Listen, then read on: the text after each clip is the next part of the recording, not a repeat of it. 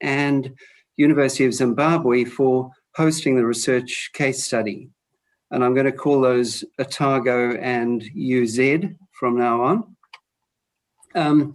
This case study began in 2013, and it was designed to make some Otago teaching materials in surveying more widely available. So we decided on a pilot project to get one course running smoothly before making materials completely open and adding more courses. We didn't want to risk having flawed or dated materials that later proved difficult or impossible to modify or withdraw. And we needed to understand the process much better than we did.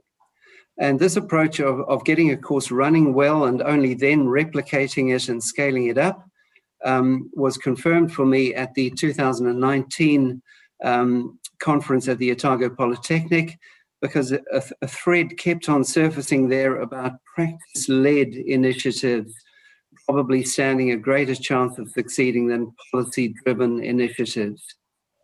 One question I still had at the end of that conference was how teaching and assessment work if there's a significant practical component.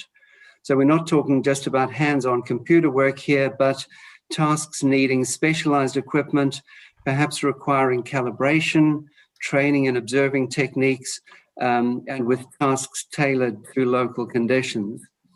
We've used just the one case study, but we have tried it with 3 different modes of course delivery.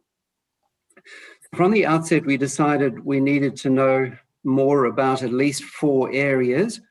First, questions like, if we made materials available, could recipients sue for damages if these were used in unintended ways? The other institutions unfairly benefit from using Otago's name and logo. Could they perhaps alter the course in unacceptable ways? Perhaps even sell notes to students or other institutions or whatever, or insist on revisions that we weren't in a position to make. We thought a license agreement was probably a good start. Second, we needed to know more about copyright. Third, how did teaching and assessment work where courses had a significant practical component, as I discussed in the previous slide? And fourth, how best should course notes be disseminated? Did you have to have photocopying facilities, or could notes be displayed satisfactorily on smartphones or computer? And how important were things like language and idiom? In 2013, I worked with Otago's Development Centre to come up with a license agreement, and this was signed by Otago and UZ. And this license made teaching materials available to the licensee under conditions set out in the agreement. So it was to be royalty-free, non-transferable, non-sub-licensable.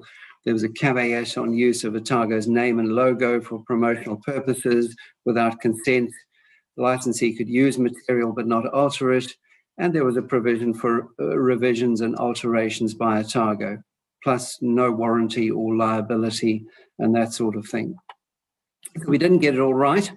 And in 2015, we had to make some tweaks. So, for example, both parties didn't need to keep on renewing that agreement, just kept going until one or both parties opted out. Also, with the new license, we could update materials more easily.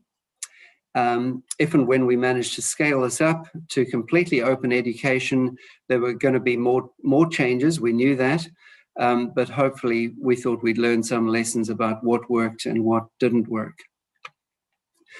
Focusing for a minute on copyright, Otago already had provisions for limited use of materials for educational purposes, but I had to apply for permission for images and extracts from publications to be used beyond Otago.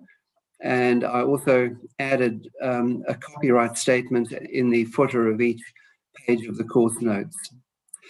I know we're going to have to revisit this copyright question when the course is put into the global arena, but the good news in the meantime is that institutions and publishers whom we approached were without exception very gracious and obliging about sharing material, and there is often a carrot in the form of a hope that if students become familiar with software or publications, then maybe they're going to buy their own copies when they graduate. Moving on to the three different ways that we've shared this material in the case study. So in 2013, under the license agreement, we made available a PDF course book. There's a sample page. It had lecture slides. It had examples, often with answers. It had practical exercises, past exam questions, and so on. We hope that these notes would complement and supplement existing materials and permit motivated students for no cost to engage in self-directed learning. So looking back, how did it go? It probably was of some help, but we're not certain exactly how much because there were logistical issues in getting feedback from students and staff. And to be fair, probably only very diligent students invested time in reading the notes and doing the examples. The notes also raised some questions like, could they be viewed as threatening to the substantive lecturers for those courses? Would the students start asking a whole lot of difficult questions that perhaps teaching staff with a different expertise were uncomfortable with, etc.?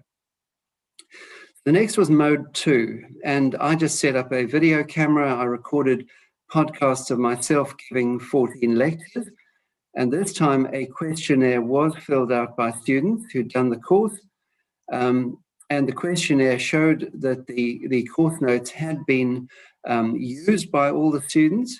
It also showed that they'd been found helpful by all the students.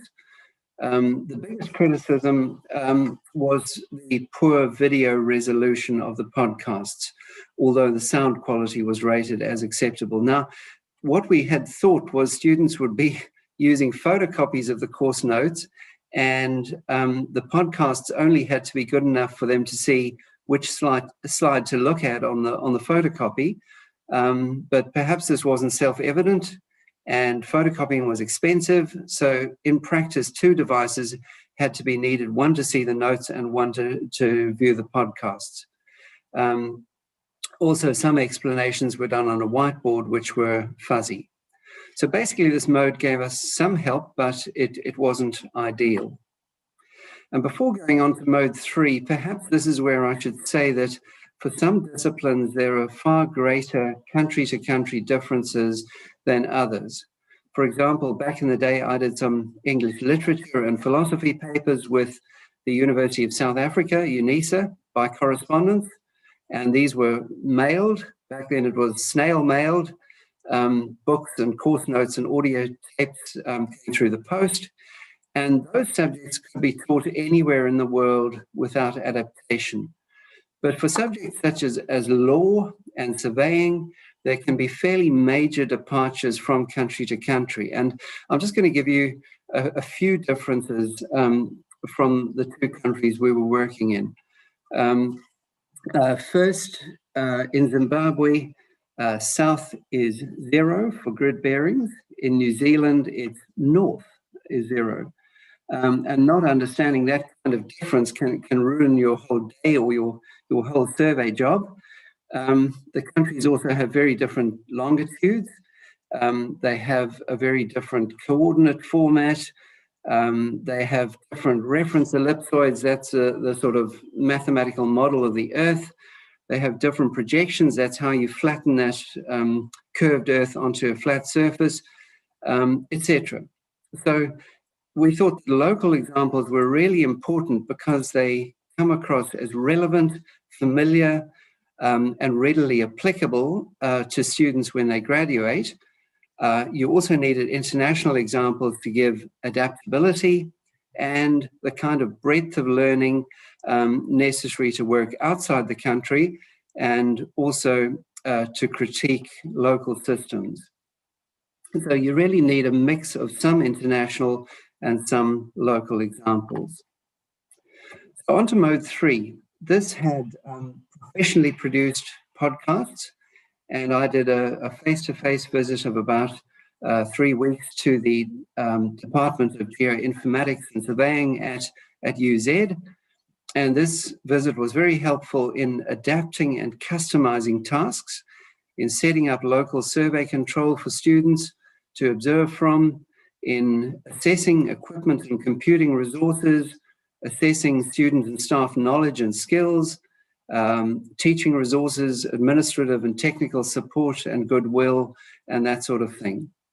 It was also important to gain legitimization at a high level, because as soon as you've got political and economic conditions that are less than ideal, factors like security become very important, and keys and after-hours access and signing out equipment need buy-in at a very high level to give the necessary authorizations and permissions. And that's most easily done face-to-face.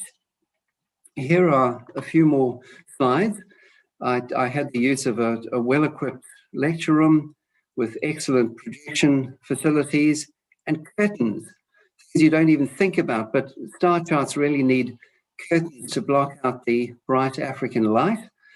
The quality of students was very high, and I want to thank the students who went through all 3 courses, while those courses still had quite a number of rough edges, and yet they remained enthusiastic and motivated and gave some very insightful and balanced feedback along the way.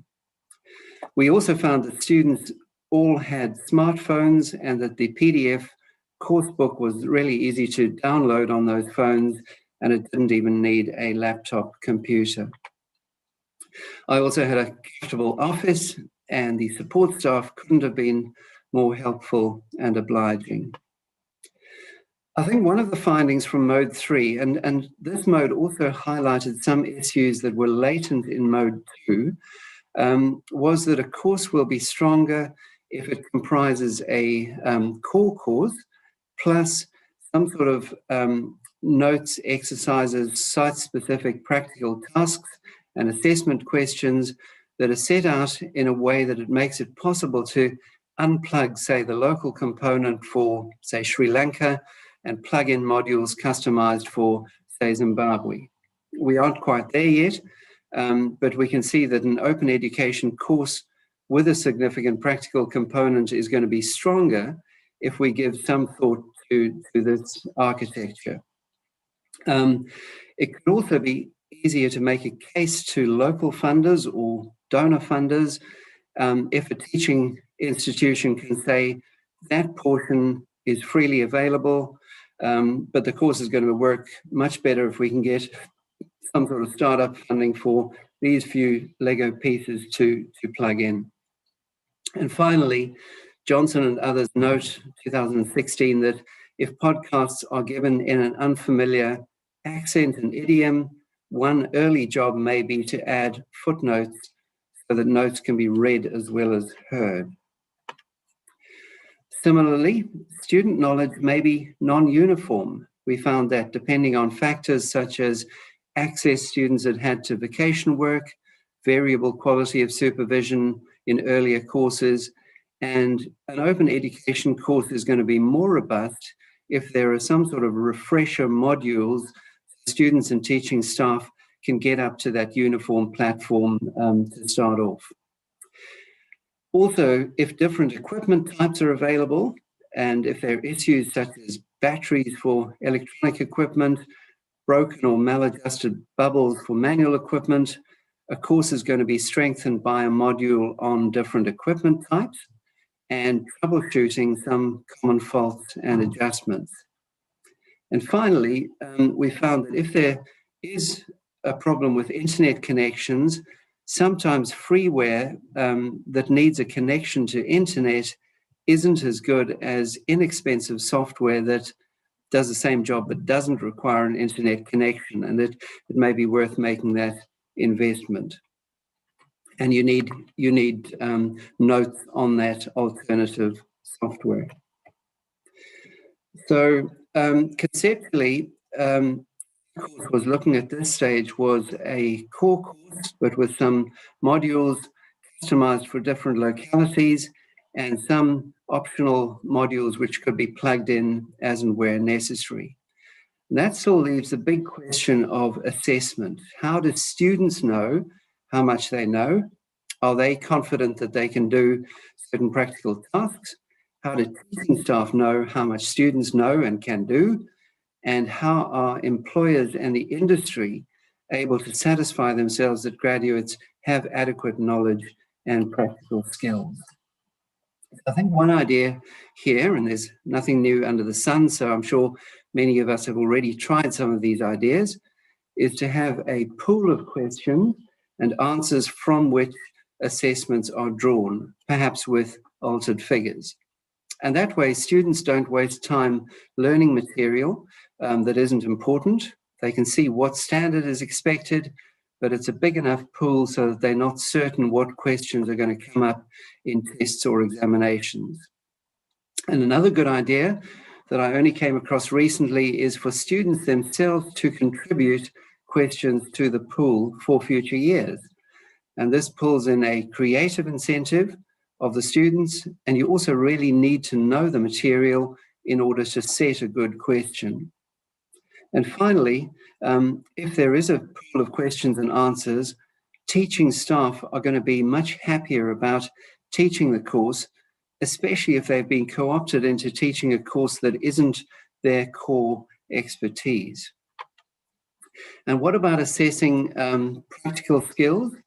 One idea, and again, this is by no means new, is to set out competencies and criteria for achieving those competencies. So, for example, students should be able to set up an instrument, observe an azimuth to the sun, convert this to a grid bearing, and they should be able to do so within a prescribed accuracy.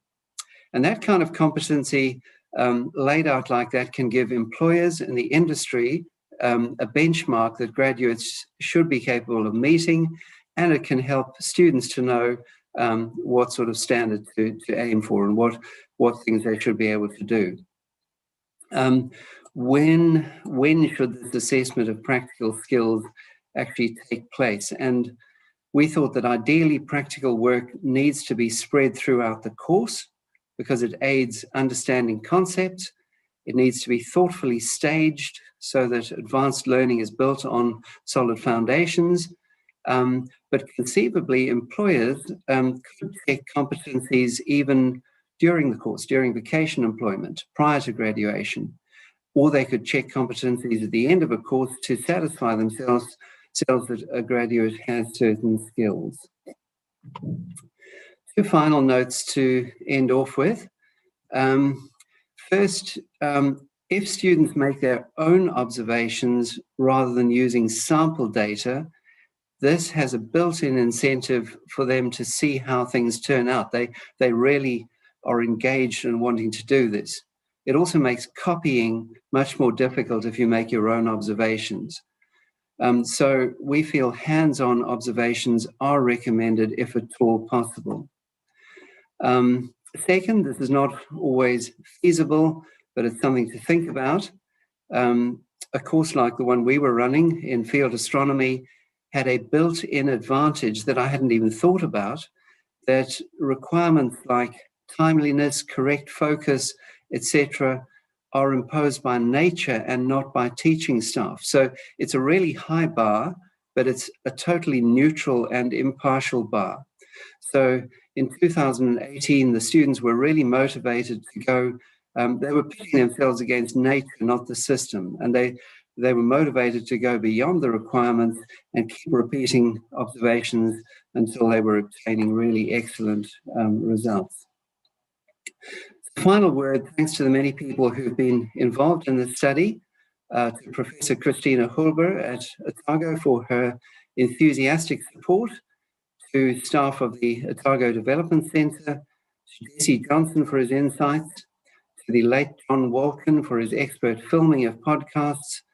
Special thanks to Tadarai Masareira for his cooperation throughout, to Dr. Misi, the acting chairman who was on board right from the get-go, to Freeman Ali, the substantive lecturer for the third course, the part he played from beginning to end, and to support of technical staff, and time doesn't permit me to mention everyone by name.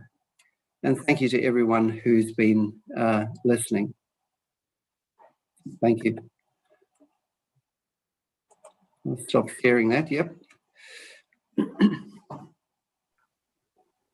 So thank you very much, David, much appreciated. Yeah, as somebody's involved in open education a lot through the OERU, yes, hearing about how to implement a practical project on the ground is really interesting, because often we just think of open education as being providing the free teaching materials, but with a practical subject like yours, it's yeah, there's so much more to think about. And it's great that you and your colleagues have been working that out so carefully. So look forward to seeing how the project continues. Thank you. Does anybody have any? We haven't got very much time, but does anybody have any questions? Yeah, I have a real quick question. Thanks for the presentation. That was great. What are the best ways to encourage reuse of competencies and different organizations using the same definitions, so that they can really become sort of a shared language over which value is transferred in credentials? I guess I should first say, are either of my co-presenters online? Would they like to contribute to that one? I know there are curfew problems in Zimbabwe at the moment, so maybe not. I can't see their names, no, unfortunately. Okay, all right. So conversion of competencies, reuse for other disciplines, other areas. I guess we already do that at Otago. Once you sort of set out something for the one discipline, it becomes a lot easier to sort of rephrase and change for other disciplines. Have I understood you correctly? Yeah, or to affect a transition between education and employment, for instance, helping the employers understand what competencies went into the assessment, and when they are doing things like describing jobs, that they're talking about the same competencies that education institutions are assessing. Yeah, that's a good question, and it's an ongoing thing. This dialogue between employers and institutes and the profession and academia, and quite often just sort of knowing you're talking about the same thing and testing the same thing is, yeah. I mean, we need ongoing dialogue for that. I suggest. Thank you very much, David. I think we better wrap that one up now so that we can move on to the next presentation, but really appreciate your contribution, and yeah, obviously making great efforts in opening up education, which is terrific. Thanks very much. Thank you. Bye bye. So now we're going to welcome Derek Wenmuth and Anne Keneally, who are both from are currently or have been involved with core education, and they've got a couple of presentations to do for us. So hand over to Derek and Anne now. Kia ora, Simone. I'll just share my screen so that we can start.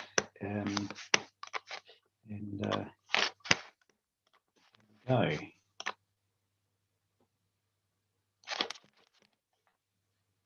Oh. Well, tēnā koutou katoa, ngā mihi nui kia koutou, ko Derek Wenmuth tōku ingoa. And it's my pleasure to be presenting with you today from here in New Zealand. And I'll just hand over my colleague Anne, who's online, who can introduce herself too. Kia ora, ngā mihi, privileged to be here. Also, ko Anne Keneally tōku ingoa. Looking forward to this brief journey with you. Thank you. Anne, can I just ask you to, you're a bit quiet, yeah. So I don't know if you can get closer to the mic. Thank you. Kia ora, and I will speak more clearly and loudly. Kia ora, Anne Keneally tōku ingoa, coming to you from the south of Aotearoa here in Oti poti. Thank you. Yeah, that was great. Thank you. Look, our two little presentations that we'd like to share with you today are kind of snapshots, nowhere as in-depth or research-based as the presentation we've just had, but they are intriguing all the same, and a part of the journey that Anne and I and our colleagues at Core Education have been taking over the last few years now, but only recently have we begun to use the Open Badges platform. Before that, we were using something that we'd created ourselves using the Mozilla standards to achieve that. So the first little presentation is really looking at something that we've probably been working on for about over 10 years, really, as the basis of the work we do. And I guess it's important, just as we start, to explain that Core Education is a not-for-profit organisation here in New Zealand that specialises in providing professional learning services to schools, early childhood centres, kura, universities and so forth. And so that's our bread and butter, is professional development, professional learning, whole school development, change process in schools, transformation, all of that sort of thing. And one of the things that we've been really mindful of as we've been providing those sort of services is the need to effectively model the sorts of behaviours and approaches to learning that we are trying to espouse. You know, there's no point talking about learner agency and shifting the ownership of learning if actually our approach to that is very top down and directive and issuing of content. And to us, the use of rubrics is quite pivotal in that. And rubrics themselves get a bit of a bad rap in some areas. I was on a conference call yesterday with a global team from the Global Education Leaders Project, and there was an inquiry from some who were concerned about the use of rubrics in their organisation had just simply become a kind of tick the box approach and really not achieving what it could. So I hope that what Anne and I will share with you here will lift a little bit on that. So our oops, go back here. What we'd like to do is just explore a little bit of what we mean by the shifting of ownership of learning, and then look at, so what are the implications for our design of programs, and then share what we understand and what we interpret as the kind of anatomy of, if you like, of rubrics, and then present a short case study of how we put that into to effect, and of course end up just talking a little bit about what we perceive are the benefits of that. So as a background, one of the things that we as an organisation have talked about, as I say, for some time, is how we need to put the student, the learner, at the centre. Now, we're talking here predominantly about our work in the compulsory education sector, but it's just as significant in the tertiary sector. In fact, many of the statements that you'll see starting to come up on the screen now, I've put them all there together, are statements that apply in tertiary as well. And these are taken from a book you see referenced in the corner there by Elliot Washer and his colleague. Elliot's the founder and director of the Big Picture schools in the US, and which are now expanding globally. And in the research they did, and together with this book, the statements that are there are just samples from the thousands of learners, mostly who were sort of at the senior end of secondary schooling in the survey taken. But these were the sorts of things that students were saying that they had as an expectation of their learning. And I guess the implication for us as we look at those is say, how many of those expectations can we say we are actually meeting? How many of those expectations are a part of the thinking that we have when we design for learning in our school programs or university programs? I mean, things like choice. Do I have real choice about what, where, and how I learn? We often talk about choice, and we sort of tick that box if we give them two options for instance. But actually, that choice goes much, much deeper than that when you start to think about the timing and the location and the approach to learning. So that's the context, which takes me to a second piece of research that this is really the forward from, that comes from an organisation in the US, and this simply says one of the most powerful tools available to influence academic achievement is helping students feel they have a stake in their learning. First point. Second one is that to feel motivated and do something and become engaged, we say they need to have a voice in that. So one is about having a stake, having a voice. And then thirdly, time again, research shows that if we provide the opportunity for students to have choice, control, challenge, and opportunities for collaboration, then we see more motivation and engagement. Now, these three things then are pretty much embedded in the work that Anne and I and our colleagues do at CORE as we think about the design of our learning. Now, the big issue for us, as I think it is for all educators, is that many of us try to make this happen in our classrooms, and there's enough to overcome in that regard. But actually, what we often find then is that the assessment, the thing at the end of that process, becomes the tail wagging the dog. And for many learners, it doesn't matter how much you try and allow them to be participatory and contribute to the ideas and things, if the assessment at the end is a staid, old, formal approach, an exam or a one-size-fits-all task that has to be done, then that will become the focus, and it will actually undermine our activity here. So that's why for us, we want to flip the design. So this is a pretty simplified view, but for the sake of the presentation, I think it'll work. And we say the traditional approach that we've had here, and we see in a lot of schools and universities, is very heavily oriented towards content. It was interesting to me to see during the COVID response in New Zealand, as well as many other jurisdictions around the world that I was kind of connected with and working with, the first thought that came to people's mind is, how are we going to deliver content to the kids who will be missing out? And often that was the language used, because and it exposed really a disposition that many people have, that education is about delivering content, and it then becomes about covering stuff, making sure we've got adequate coverage, and then at the end of it, we assess what's been learned. So assessment is really of learning. And the thing there is that it's the teachers, the lecturers, the facilitators who are really in charge. They're the ones that own that. So our attempt over the last 10 or more years has been to truly flip the design using rubrics at the heart of this, and we'll unpack that a little further with you.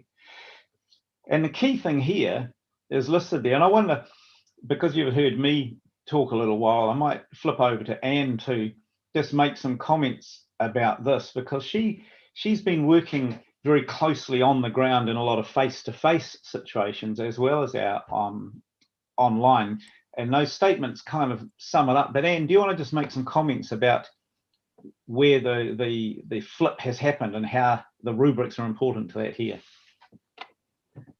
Sure, thank you, Derek. Firstly, I'd just like to mention, talking of stake, choice and action, I've just been working with the teacher this morning who's got his learners having choice, creating a restaurant, creating a treasure hunt, creating a cafe, really authentic. They've had choice, voice, action and stake. So lovely to see it in action. Thanks, Derek. So we're seeing a great move from the traditional approach where it focuses on content, to with the use of rubrics, we can really focus on the outcome. For the traditional approach, we're moving away from delivery of content to activities that are rich tasks, rich learning tasks, as I just spoke of. Traditional coverage to using rubrics where there's inquiry, where it's purpose-driven, owned, and enhanced by the educator and the learner. A move from assessment of learning to assessment for and of learning. The really critical thing being assessment for learning in real time.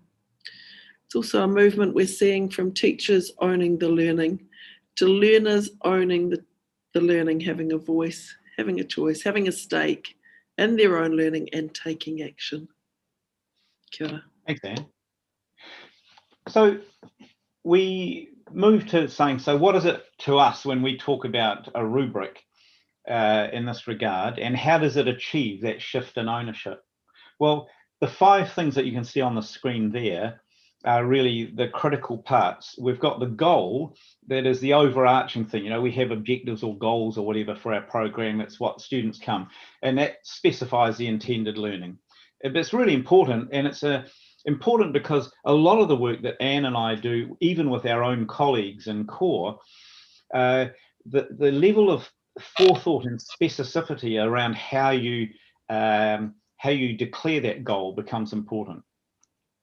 Then for us, the task becomes really important, and we often in our instructional design start in that area. Having defined what the goal or the purpose, the outcome will be, we think, what is something that someone could usefully engage in doing that would provide them with the opportunity to demonstrate that learning, right? And we'll illustrate that with our little example at the end. Then we break down that goal to show how they can demonstrate that learning into specific criteria. We use a progression approach that allows people to see how they can grow and develop in those areas without specifying a stage theory sort of approach. This is more about a maturity towards being really embedded in practice. And then last of all are the indicators, which are illustrators or help to illustrate what that criteria might look like in practice, right? And I'm sure there'll be people here quite familiar with that. It's not something unique or original, but it's just a statement of how we see that. So how does it link together? Well, I want to use as a small case study a course that we've been delivering as a virtual course now for some years. Probably it's into about its 8th or so year. It was developed soon after the Christchurch earthquakes, when there was a great deal of interest in the rebuilding of schools in ways that would enable and enact different ways of teaching and learning, and particularly thinking about some of the notions of innovative learning environments with open space and so forth. And many teachers, school leaders were genuinely interested in understanding what the drivers for this were, what the opportunities would be, what sorts of things they would need to take into account. And so the illustration on the right-hand side is the map of the course that we developed. So it was intended for professional development. It was intended that you would have 2, 3, 4 staff in a school doing it together, so they had that collegial support, because a lot of what we challenge people to do was intended to be collaboratively done in their situation. And it was a semester-long program. It focused on 4 kind of modules, as we called them, and each of those modules was centered on the task, which I'll illustrate in our next slide. And feeding into that then is the content, which is where all those linked lines are around the edge.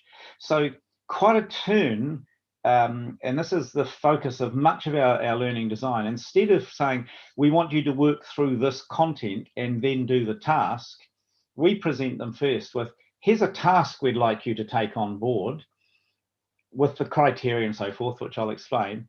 And here is the content that we want to provide you as the launch point for doing that and achieving that.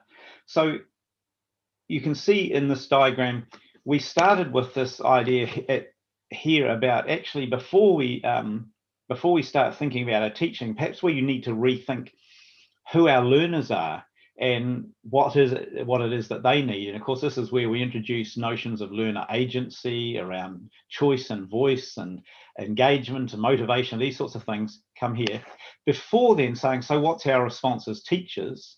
And then saying, well, actually, so what is it about the design of the learning that we do that we might need to change? Before then thinking, so in the context of these new environments and the new opportunities, what do we need to rethink about the support then that we provide? So it's a pretty complete package. And as I say, this has been one of our most successful programs, and have had a lot of teachers graduate through that and go on and do some pretty neat stuff. So to give you an illustration, the task in that first module, if I go back, sorry, so we're thinking this one here, the rethinking learners. We thought, what's something that we could give people to do that would be relevant and so forth to their situation? So we came up with the idea of challenging them in their school to imagine that they had either a staff meeting or a community meeting, a parent meeting, where they were going to have to give a presentation to in this case, we did specify more the parents of the learners, that this school that they're coming to is going to meet the needs of their offspring as 21st century learners. And you can see the rest of the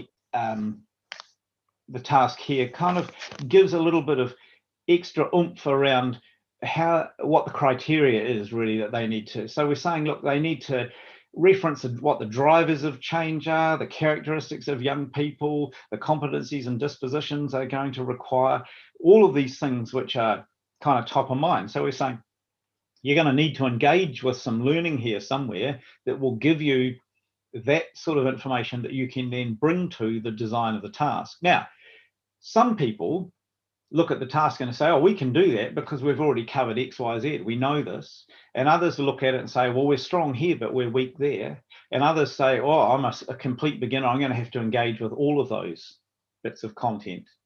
But the point is that it's the task that really is the motivator for the learning here. And that's been our biggest challenge, is to design tasks that are generic enough for people to see themselves in that task and to find the motivation to move forward. So I talked a little bit about progression, and there are several models around things that are appropriate. For instance, when Anne and her colleagues are working on the ground in schools with teachers who are working with students, often they'll use something like the solo taxonomy as a way of thinking about progression from the simple to more complex ways of thinking.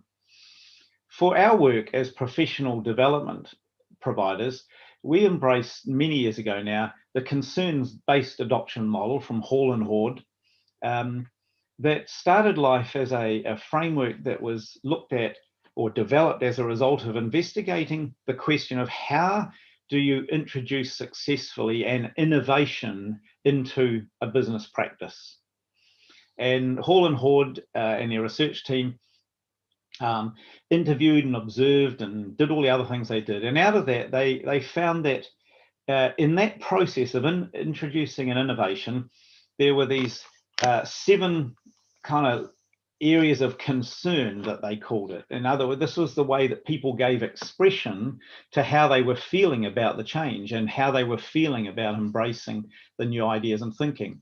And we see that as fundamentally the thing that we're doing as professional development providers, that we are actually introducing change and encouraging people to do that. So you can see down here, you're moving from a level where people are saying, I don't know anything about it, not concerned about it, to where saying, oh, I need to know a bit more. Oh, how's it going to affect me? Oh, God, now I'm overwhelmed by it all. How's it affecting my learners? To, oh, who else is doing this and how can I relate to those? To actually, I'm on top of this and I need to think of some new ways of doing it. And on the right-hand side, you'll see that quite a few people have worked with this a model in the 30-odd years that it's been around, and broken it down very simply into 3 levels. We call them self, task, and impact in a lot of the work we do, or we've given them more grandiose terms here, where the first level is looking at engagement with the task that is really demonstrating how you're orienting your thinking, and it's about developing those personal skills and knowledge. But then there's the phase that people go into where they've got that, and they're now beginning to establish those ideas as routine, are transferring them into their own practice. Through to the more higher level of maturity is where they're starting to refine the ideas and bring in new ideas and renew the thinking that they have. So that's the foundation for the progression, and that is critically important to us to have that framework, because within that framework we develop all of our rubrics. So there's a coherence across all of the programs that we offer and the ways that we represent that in our feedback to learners. And so on the screen now is an example from that particular task of the rubric that we use. And you can see those elements are here. There's a definition of the task. There's the criteria down the side, which you can see is reflected in the definition of the task. So we really intended for them to be able to demonstrate that they'd engaged with what the drivers of change and implications are, that we wanted them to be able to describe what the competencies and dispositions are based on those drivers, and then wanted to look for some specific examples about how that would be catered for in programs. Right?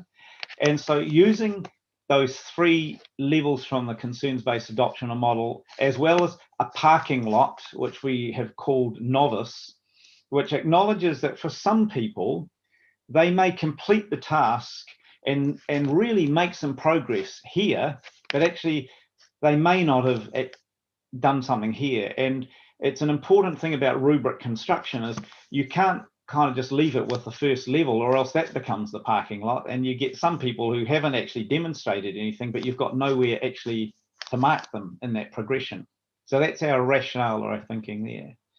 And so the important thing about that is that this is made available to all the learners right at the start of their engagement with us. So they see this at the start, and in a sense, this becomes their map for their planning of their own level of engagement and activity and where they go to. So if they look here and they say, I'm pretty good with all the drivers of change, I think we've done work on that in the school, we can do it.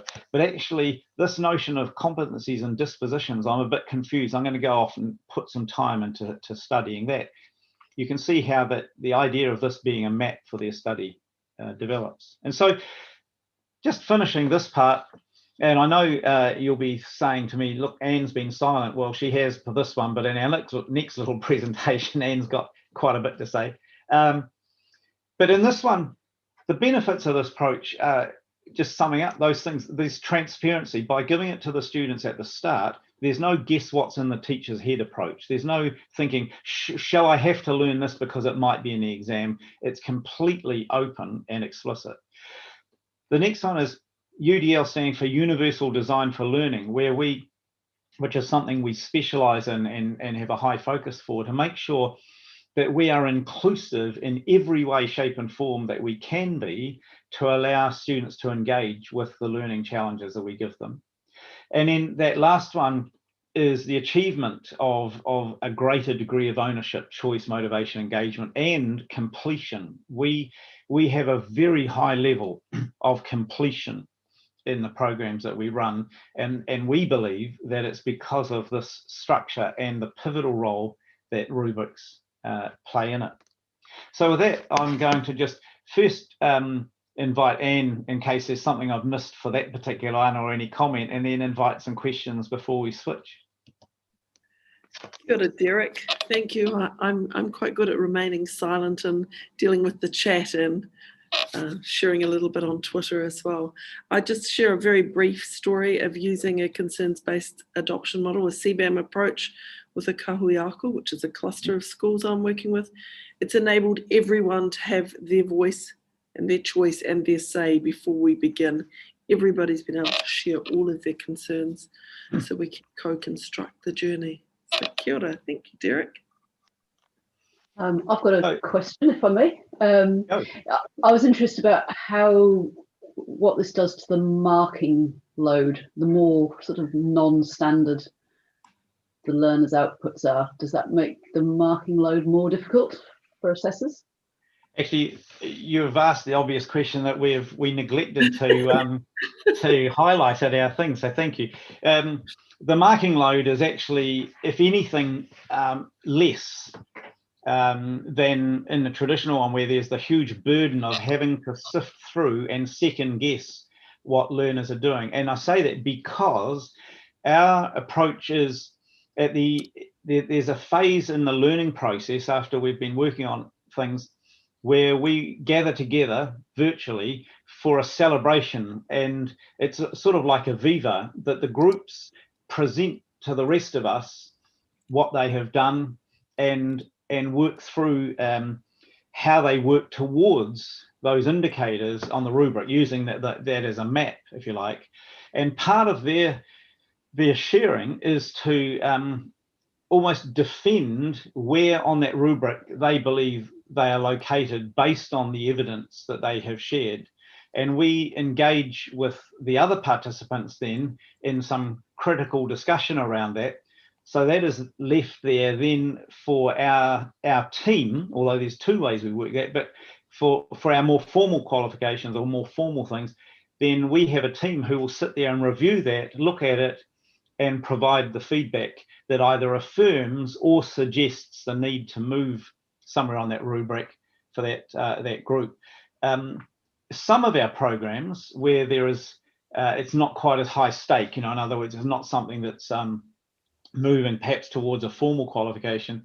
Some of our programs, we will leave the assessment as a matter of that negotiation among the group, because it's actually educating people to look for the clear alignment between the evidence that they can provide and the indicator that illustrates the evidence that should be looked for.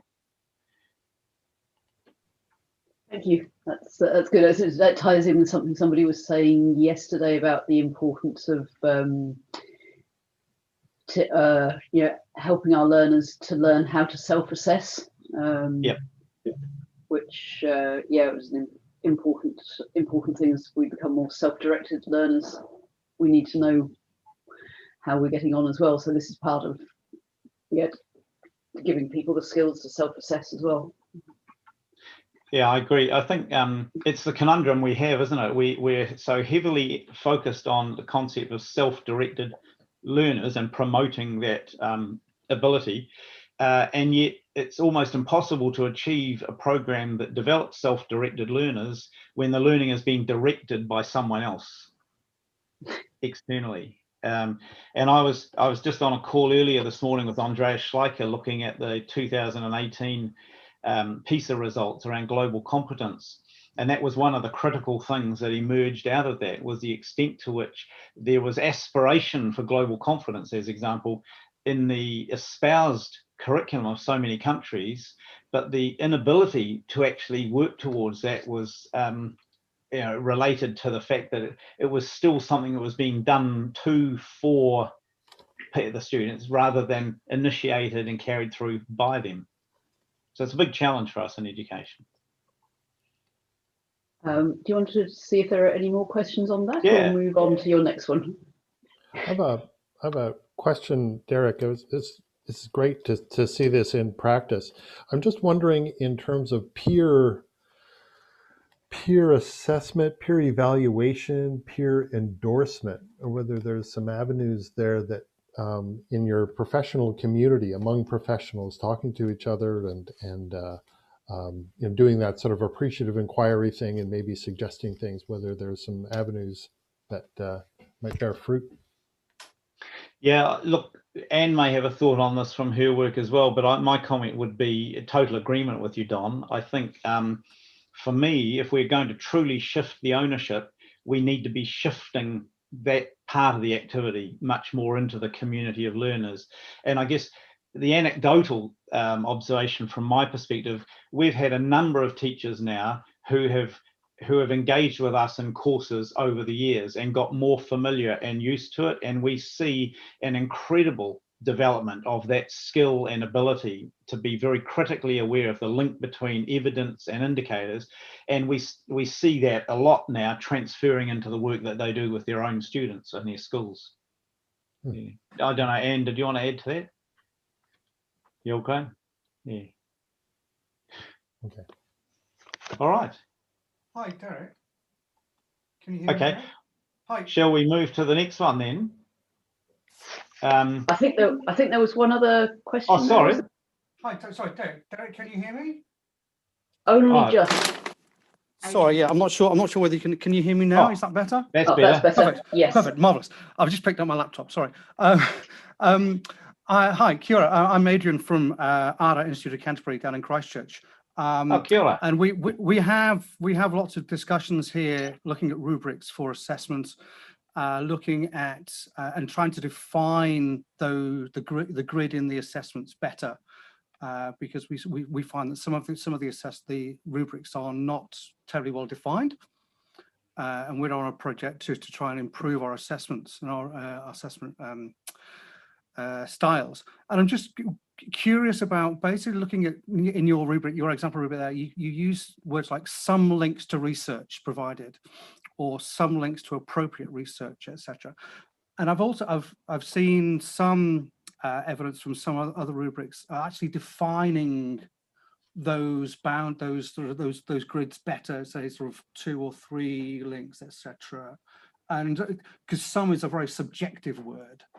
And I was just wondering what your thoughts would be on that sort of definition. It's a good question, and that's the one that comes up frequently. And it was the question that was being asked by the GELP team yesterday, the same thing, because there is a lot of pressure brought to bear to have the specificity that you talked about there of saying, 3 links to research. Well, what is the qualitative or quantitative dimension? Does that mean that the next step is 4 links to research? And as the number of links the important thing, or is it the quality of the research that's linked and the way that it informs the practice? And so we have made a deliberate decision to opt for the more subjective expression using those words, but clearly linked. And this is why I've spent time talking about the concerns-based adoption model as a framework for the progressions, clearly linked to the articulation of what each of those main areas work at. So whilst it might have said some links to research there, it's within that personal area where they're starting to say, well, okay, how can I make sense of this for myself? How is it impacting me? Where can I link this to my practice? So it's part of a broad understanding of the rubric as a whole, rather than the specific of one particular piece of criteria. So it's a more holistic viewpoint of that. Yeah, and because my experience has been, and it's open to debate, I understand, but my experience has been that when you get down to that level of specificity, and there was a woman in Australia asking about this yesterday in the thing, saying that it just then becomes the formula where people go through and say, oh, as long as I've got 3 references, I've met that, and as long as I've done 2 of those, I've done that, and as long as, and that actually defeats the whole purpose of seeing the rubric as helping to shift the ownership of learning. Sure. Okay, excellent. Yeah, thank you very much. Kia ora. Cool. Thank you. So yeah, we probably ought to move on to your second. All right. Second one, please. Well, thank you. So this second presentation is gives life to the use of the same sorts of things. You'll see some evidence in this as we move through, but in a totally different context. And so I'll just start with a bit of background and then invite Anne to lead us through some of the exciting stuff, because she's been really heavily involved in this. So the key thing here is what we've done with our conference, and we noticed that with this conference, for example, you can claim a badge for participating. We're seeing a lot of this develop. We've had this approach now for about 7 years, I think it is, in events that we've run, which Anne can describe.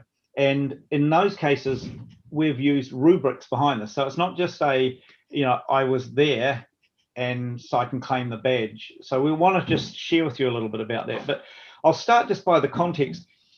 I'll share about the first one, and then Anne can share about the second. So there are two contexts that we've been using badges as a recognition of the participation of the delegates for quite a while now, for a number of years. The first is ULearn, which is New Zealand's largest education conference for the compulsory sector, held every year. International keynotes come in. We get 1,500 plus delegates from all over New Zealand to it. One of the things in our design for that is that we've never seen it or intended it to be just that one event at one part of the year. We've worked hard with all our professional development programs going on through the rest of the year to ensure that the ULearn event is kind of like the staff meeting for the nation's teachers. It's a place where they come together and they celebrate together. And the other thing is, yes, we have some international keynotes. They're sort of the draw card, and we have one or two others that come in. But the conference is largely based around teachers for teachers.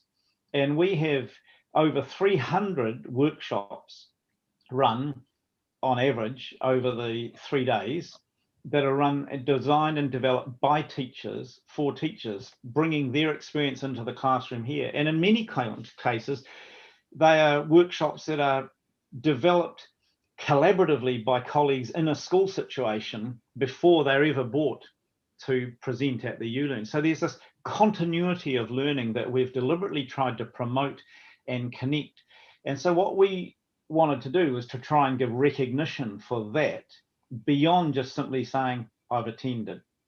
Anne, do you want to talk to us about the second context, which is a baby of yours? Sure, thank you, Derek. So we're privileged to have Connected Educator, which has been a month-long focus originally. We're from back in 2014 when we first adopted this, a month-long opportunity really focusing on a virtual community coming together. So we've got a starter kete, which we've developed, a 30-day program where educators can get involved and fully focus on connecting. Alongside that, there are tasks and calls to action all the way through the kete that are evidenced by a micro-credential or a digital badge. And some of the earlier ones Don has mentioned were sort of a guitar pick style. So we've been using those badges for a long time. Rather than a standalone drive through yourself, it's a chance for educators to connect and experience and grow and share practices, share their story. He whatangata tangata, he whatarangata mātanga. So a chance to come together, connect and grow and be more with the power of numbers working together. Kia ora. Thanks, Anne. And so I guess the essential thing that Anne's described is that, in a way, Connected Educator is a month-long virtual or online experience that complements ULearn in the sense of that teachers for teachers, this is an opportunity for them to do this from their home, from the comfort of their school, from all sorts of ways that it happens. So there are the two contexts that are important to what we're doing here. And what we're trying to do through that is these things here, that we want to say learning isn't just something you do as a single event and then you've passed the post. We want to make sure, consistent with what we were sharing before, that actually the ownership is there. And this is probably the thing that makes us most delighted and proud of the educators in New Zealand, is this community that are there now that are sharing. When we ran the very first one of these conferences, a sort of a side anecdote, when my colleague and I decided in 1999 to run the very first one of these conferences, we thought we might be lucky if we got 70 people to it, and we did. And we wanted to run a series of workshops of teachers for teachers. And we thought, well, 70 people, what happens if we could run 5 workshops? And we really struggled to find 5 teachers who were prepared to put themselves forward to run workshops in those days. It was very specifically focused around digital and the use of ICT in education. So when you think about the success that that's had in shifting from a conference of 70 to over 1,500, from 5 to 300 workshops, we can feel some level of satisfaction that we're getting there, and we never have to struggle. You know, often there's about 600 people applying to run a workshop, and we have to unfortunately sort of turn some down. Strong emphasis on that personal goal setting. So they see it as something they're doing not only for themselves, but that personal goal may be to do something for the community as well. And through the use of the rubrics, which Anne will describe a little bit in a second, it's this idea that it's never just about doing that one thing that gets you over the bar, but there's the opportunity to progress, to mature, and to demonstrate growth. And the last one there is, it becomes self-sustaining, as we've been able to demonstrate over the nearly 20 years we've been running that event. Not always, but it's only, you know, in the last 7 or so we've done with the badging part of it. But that's what led us into that. So, Anne, do you want to just talk us through how we've developed these badges? We started with the attendee, but we've grown a bit, haven't we? Sure. We started with attendee, which is a self-awarded one, and obviously people attend can award it themselves. We've got the presenter one. Now, Derek and I have worked extensively on the rubrics, which we'll see in a minute, and with Open Badge Passport, we're now able to have presenters upload their presentation or share a link to evidence their presentation. And we've introduced the Connector Badge, which really recognises those who contribute and grow the community, both at ULearn or not at ULearn, and contributing online. Although, of course, online was the only way we could go this year. Eric. Thanks, Anne. So, and we don't see these as exclusive. We're perhaps looking for other things that we can add to this, but we wanted to, rather than go too minute to start with, we wanted to expand out and say, well, actually, these probably represented the 3 large domains of people in our conference. Obviously, if you attend, it becomes that sort of badge of honor. You can say, yeah, I was there, and we find people pretty proudly saying, yes, I was at ULearn for the last 3 years in a row. So that caters for a certain interest and motivation. But it's the other 2 that become really interesting. And I think the critical thing is what Anne just said, is that we've been able to use Open Badge environment to insert our rubrics, but enable the functionality of the open badging to allow those who apply for that badge to indicate where they are on that progression and to upload the evidence, which then can be checked by Anne or I or some of our colleagues before we approve the badge. And so it comes with a value add. It has something that has value and creates an anticipation perhaps of, even next year I'm going to go for the next level kind of thing. So let's look at some of the rubrics. Do you want to talk about this one, Anne, just as the attendee? So even the attendee doesn't get away with just saying, I was there, therefore I get a badge. Hey. Yeah, there's been quite a progress with this, and 2, 3, even 4 years ago when we were developing these, often we would have to work through this process with the attendees, really unpacking their growth across it. So obviously the bicultural element there, planting the seed, all the way through to fruits growing, and learners are able to, attendees are able to evidence where they are.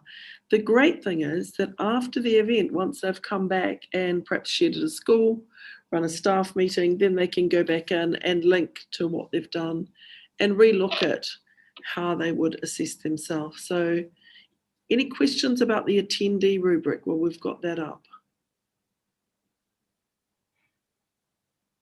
While people are thinking, while we're on this one, because you'll see it, this is a different format from the ones that we use for our courses, as you can see, and we have embraced a culturally inspired progression across the top that still maps back to CBAM in its essence, but it identifies that, you know, our novices now just sort of where the seed is planted. It's kind of, I'm exposed, but I haven't really done much, to where now the buds are starting to shoot. Now this is the personal area, the orientation. I'm starting to take it on board. I'm starting to discover more. I'm starting to grow a little, through to the plant really starting to grow now, because I'm starting to put it into practice. I'm starting to implement. I'm starting to do these sorts of things and reflecting on what's happening, through to where the fruit is being born, which is the refinement renewal end of the spectrum. So it's the same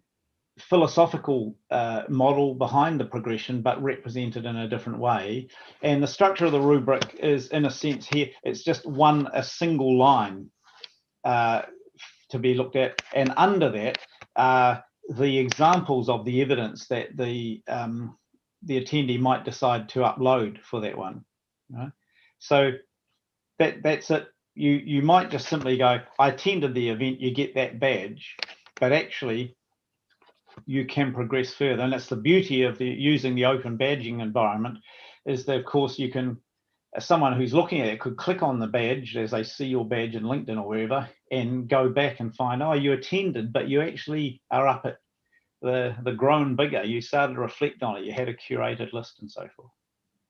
Anne, tell us about the present rubric. Yeah, I guess it's important to segue from the attendee. Once they're fruiting, often they are the presenters of the next ULearn. So it's a really nice cycle there. So again, we've used the same model. So we're trying to get consistent, coherent approach. So presenting a breakout is sort of the parking spaces, Derek speaks of it, and you can work your way through. Once you've presented, you get some feedback from your participants. You can link that in to your presentation. You can be responsive. This year we had a wonderful online platform where there were discussions held, so you can accept the feedback, respond to questions, and then right up at the flourishing level, providing effective practice and opportunities for participants to process their ideas. So you're supporting the educators to launch back into their school and present and share. So similar model there. And so I'll just go on to the next one, and Anne, you can speak to this, because this was one that we worked on more recently, to acknowledge that there were a growing number of people in the community who weren't necessarily presenting, but were actually adding an enormous amount of value to the community by the way that they inspired and connected others and connected ideas and made sense of ideas and things. So, Anne, do you want to talk a bit about that? Yeah, sure. And I guess that aligns with the review of our Connected Educator as it is at the moment, and it's undergoing some changes. And we're really looking at the input and nurturing the people who are contributing so much without actually being a presenter. So really the rubric clearly steps across. They can see clearly what they have to do, where they can work on, where they can aim, and how to go further. And great to see lots of those applied for this time at ULearn. So we talked about the open badging process of claiming a badge, and do you want to just mention anything specifically here? I guess one of the things I'm thinking, we didn't capture it immediately, but those rubrics, when the learner clicks on their link here on this is the messaging that they get sent. When they click on claiming my badge, they actually get to see visually. We've been able to find a way of doing it inside open badging. They see the rubric rather than just sort of the list of criteria as it's currently structured within open badging. We've got the image of that rubric there, so it brings it to life and they can see the progression. Do you want to comment on this process, Anne? Yeah, it's a very straightforward process, and I just really do want to acknowledge you here, Don. Thank you for your ongoing support. We're very happy with the way we're working towards open badge Passport doing what we want it to do, and us working with them. Yeah, thumbs up to you, Don. The process is very straightforward for the attendee. It's automatically issued. The presenter and the connector, Derek and I and our colleagues can look at and award as they've linked to it. Very straightforward. The process comes out, they get the email, and you can see here we just pop in, scheduled to pop in weekly and look at the ones that have been applied for, any in progress, pending. We work our way through them, and of course one rejected because it was applied for twice. I rejected it rather than deleted it, and still can't tidy that up, Don. So very, very happy with the usability and the function that we're finding in Open Badge Factory and Passport. Thank you. And so just rounding that off and inviting some questions as we finish, but I think what we have found over the time, and we're very excited, this was the first year that we had it fully functioning with Open Badge and Open Badge Passport, that the motivation that arises, and we're looking forward to following that through as we start to see people display their badges, and then other people understand the power of being able to click on that badge and go back to see what was provided as evidence. So we're really looking forward over the next 12 months to see how that life cycle develops in the community that we're a part of. And that incentive to grow, I think we've already seen in the earlier stages, even just with the attendee badge, which we've had for some years, the idea of saying, well, yeah, yes, you've attended, but have you started to, what have you done with what you learned? Are you curating it? Are you taking the ideas back? And so having a structure like that has been very powerful there. We want to see it in the others. And of course, it's back to that continuous learning. Participants become contributors, either as presenters or as collaborators, or both, right? And so what we're building here is that ecology that becomes self-sustaining, and get rid of the hierarchies and become much more participatory and collaborative. And at the heart of it, there's still that personal recognition of the contributions that are made or of the achievements that are made. So there's a chance for an individual to be very active in that process, still get their own personal recognition, but actually know that they're contributing to something that's much bigger than that. So open to any questions or that you may have on that.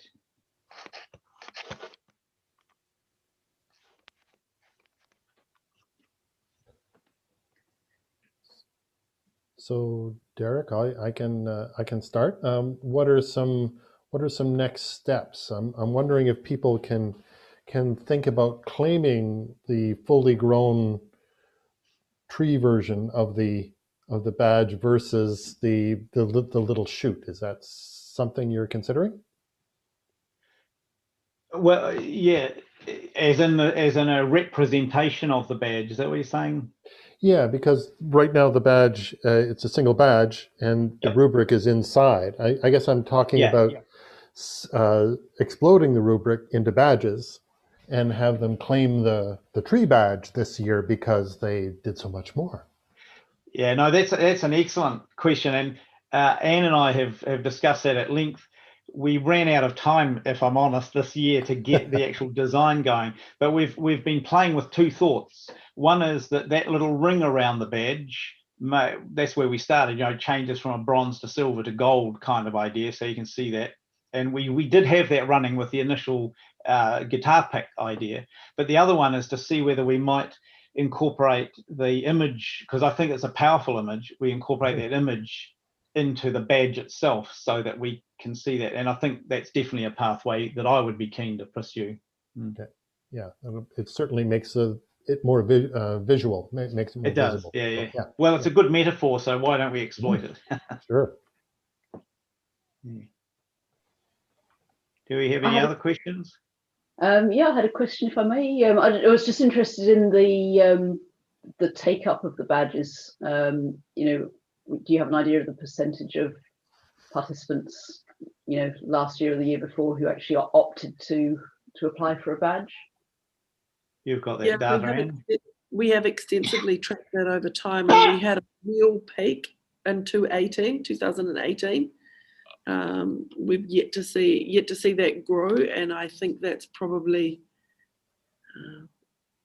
I need to put more work into getting that forward. This year we used an online platform which had a gaming aspect in it, which, although not badging, also made it fun for participants to participate in the forums discussing questions. So maybe there was a little competition there, but yeah, this year I've got more work to do. Good question. Yeah. But I think, in fairness to Anne, she's whakama. Anne does a tremendous job with this, and I think we're trying to cover a lot of bases at once. A big part of our work this year was just working with Don to get the thing to work the way we wanted it to, and that was fantastic. And I think we had expected or intended or anticipated that the community would pick this up and kind of share the word, but I think the combination of COVID, moving online, all that sort of thing, we probably, looking ahead, need to do a darn good marketing job now. But that's not to say our take up has actually been quite significant. There are lots of, I wouldn't want to put a number on it, but it would be over 50%, have already done, which is pretty cool. But we just haven't got back to the halcyon days where we had the big face-to-face focus and we were pumping it every day. Yeah, and we're also getting a growing community who are adding to their digital badges over 3, 4, 5, 6 ULearns. So I guess another next step, Don, might be looking at stackability. I don't know where we're at with that yet, but some conversations with you coming up around the corner, I imagine. Oh, that sounds great. Happy to explore that with you. Oh, that's great. Right, well, at 11:29. Yeah, perfect timing. So yes, probably time to hand over to our next speakers. So I'm pleased to welcome Yuri Zukov and Bing Dai, who are from the Auckland International Campus of Otago Polytechnic. So although although technically my colleagues, I don't actually know them because I don't have much contact with Auckland colleagues, so great to see you both. Please introduce yourselves and start telling us about your case study. All right. Well, my name is Yuri. This is Bing. Yeah, my name is Bing. We both work at Auckland International Campus for Otago Polytechnic, and we have a 100% international student audience.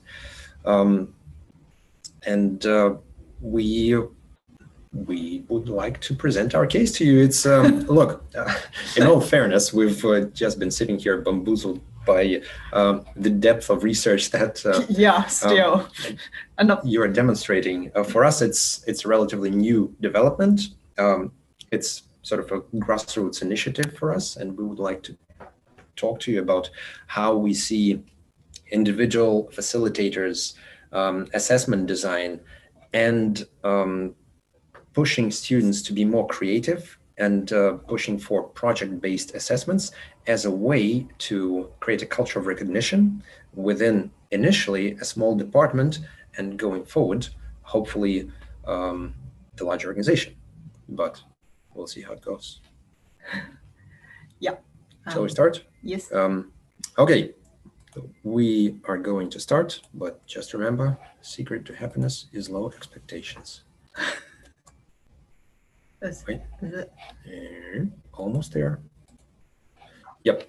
Okay. That's so great. that's us and sharing well. Thank you. Yeah. Thank you. Thank you so much. All right. So we are going to talk a little bit about the cliche of the year, COVID, and how it changed things for us a little bit. And then we're going to move on to the case study. Bing is going to talk more about the case study. Yeah. Bing has been delivering all the courses, all the project-based assessments that we're going to focus on. So she will talk about that. I will talk more about the context and what we're doing with it as an organization, or what we're hoping to do with it. Yeah, and just as promised, the cliche, this is a snapshot of what I took from business.govt.nz. This is the first thing that comes when you open their website, and it's different to what it was a few months ago, because things are changing fairly quickly, and I'm sure you are all familiar with that. But the latest lockdown caused educational digital technologies and digital technologies in general to push ahead quite significantly, to get pushed ahead quite significantly.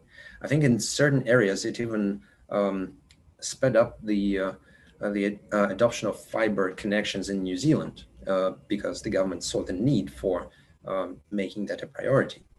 So the approach to business is changing. Our educational practices are changing as well, but our documents, assessment documents, are not changing. This is, again, just a snippet of one of the reports that McKinsey and Company put for what the modern organizations will be. They will be faster, flatter, flexible, dynamic, agile, all fantastic things. But we've been talking about it for the last 20 years. Now, I'm quoting this particular organization just because it was referred to by the Minister for Business and Innovation in one of his presentations. And that should be our model going forward as well. As from my experience and from the experience of some of our colleagues in the tertiary education sector, tertiary education is not faster, flatter, more flexible, dynamic, and agile to the extent to which business requires it. Just think about how we make changes to our assessment documents and to assessments themselves. The smallest thing that you can change in an assessment, other than a typo, would be the wording of the assessment and the requirements of the assessment, excluding potentially the rubric, but maybe even the rubric, without going into changing the learning outcomes. That would take two steps. You have the facilitator and the moderator. It potentially needs to be approved by the academic board if you go for a change in the learning outcomes, and it requires the institution to send either a type 1 or a type 2 change, depending on the severity of changes, to NZQA. But technically, the smallest component is facilitator and moderator. Now, if we consider changes to a program document for an educational program, that escalates dramatically.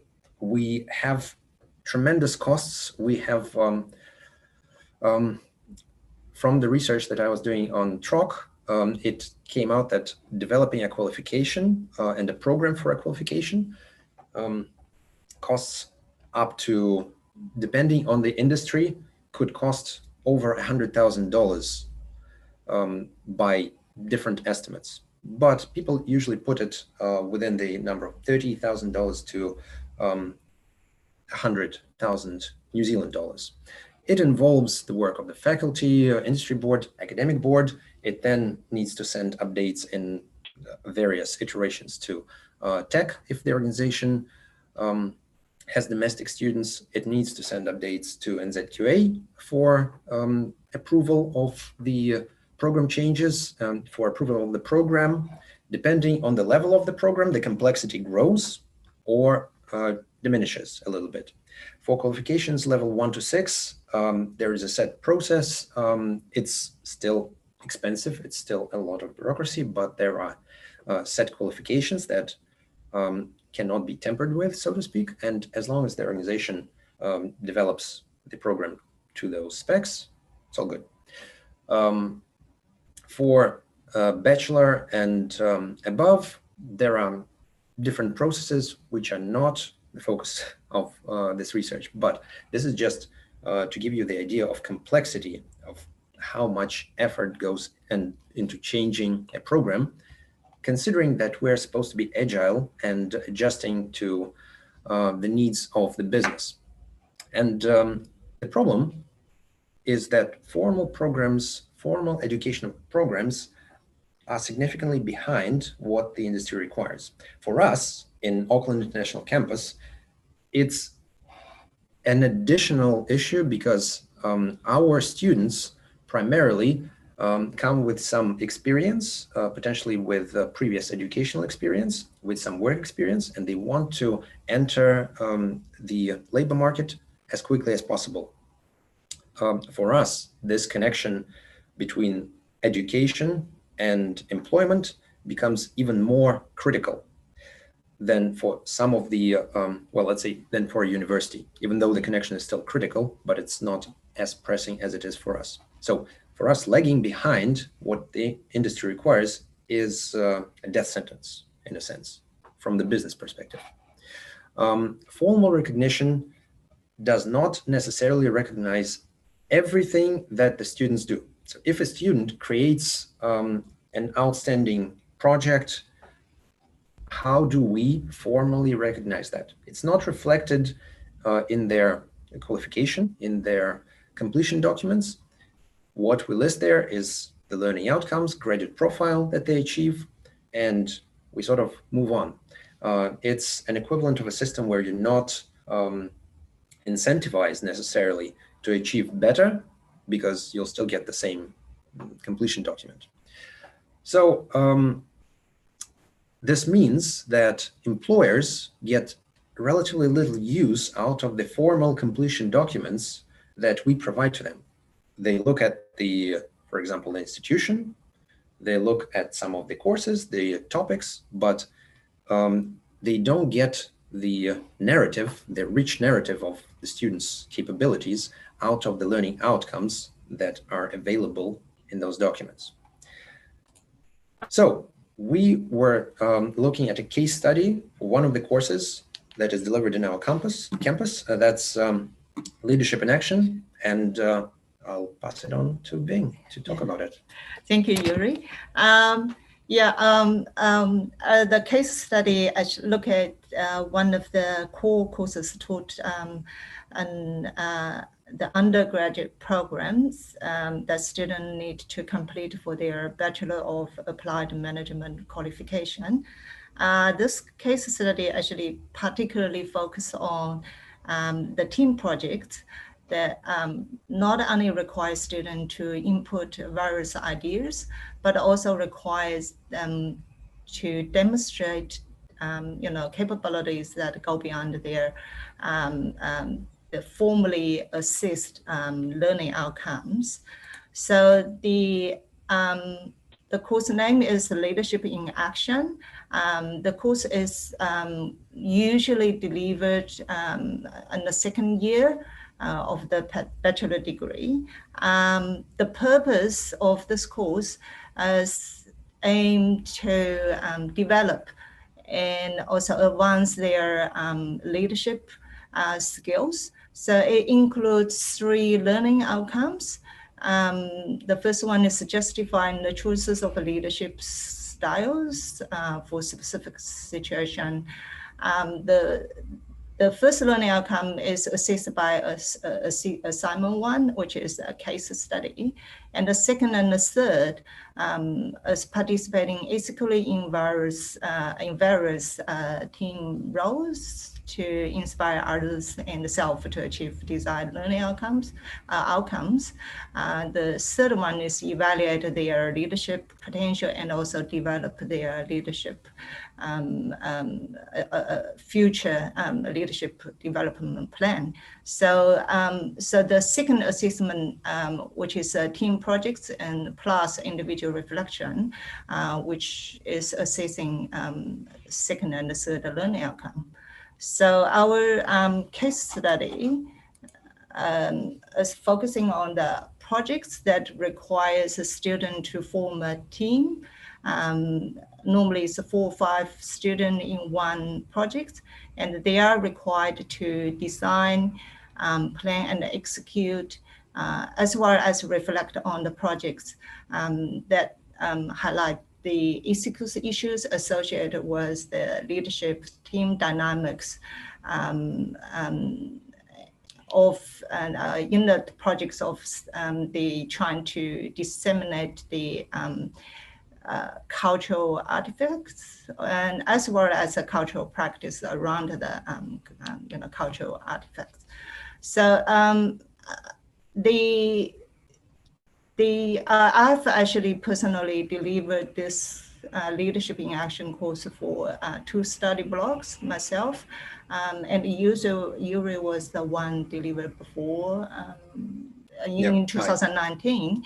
I redesigned the assessment for it. Yeah, so the assessment requirements, this project actually requires students to use different format to present their projects, which including like videos, events, presentations, even lectures, or even like trips. So that basically the student can use, present their projects like in different deliverables. So it takes them around from 3 to 4 weeks to plan and execute the project. And the final 2 weeks, the student need to write up their reflection. It is amazing that for me to observe how students actually participate in the whole project. I can see that is different passion and different level of involvement in working on the project than doing their formally assessed written assignment. So that's how the whole experience of the facilitation inspired us to work on this project. So in total, we look at there were 30 students that have been involved enrolled into the 2 cohorts. Yeah, 2 cohorts. 2 study blocks, and actually they planned and executed 7 projects on variety of cultural artifacts, including some artifacts Maori,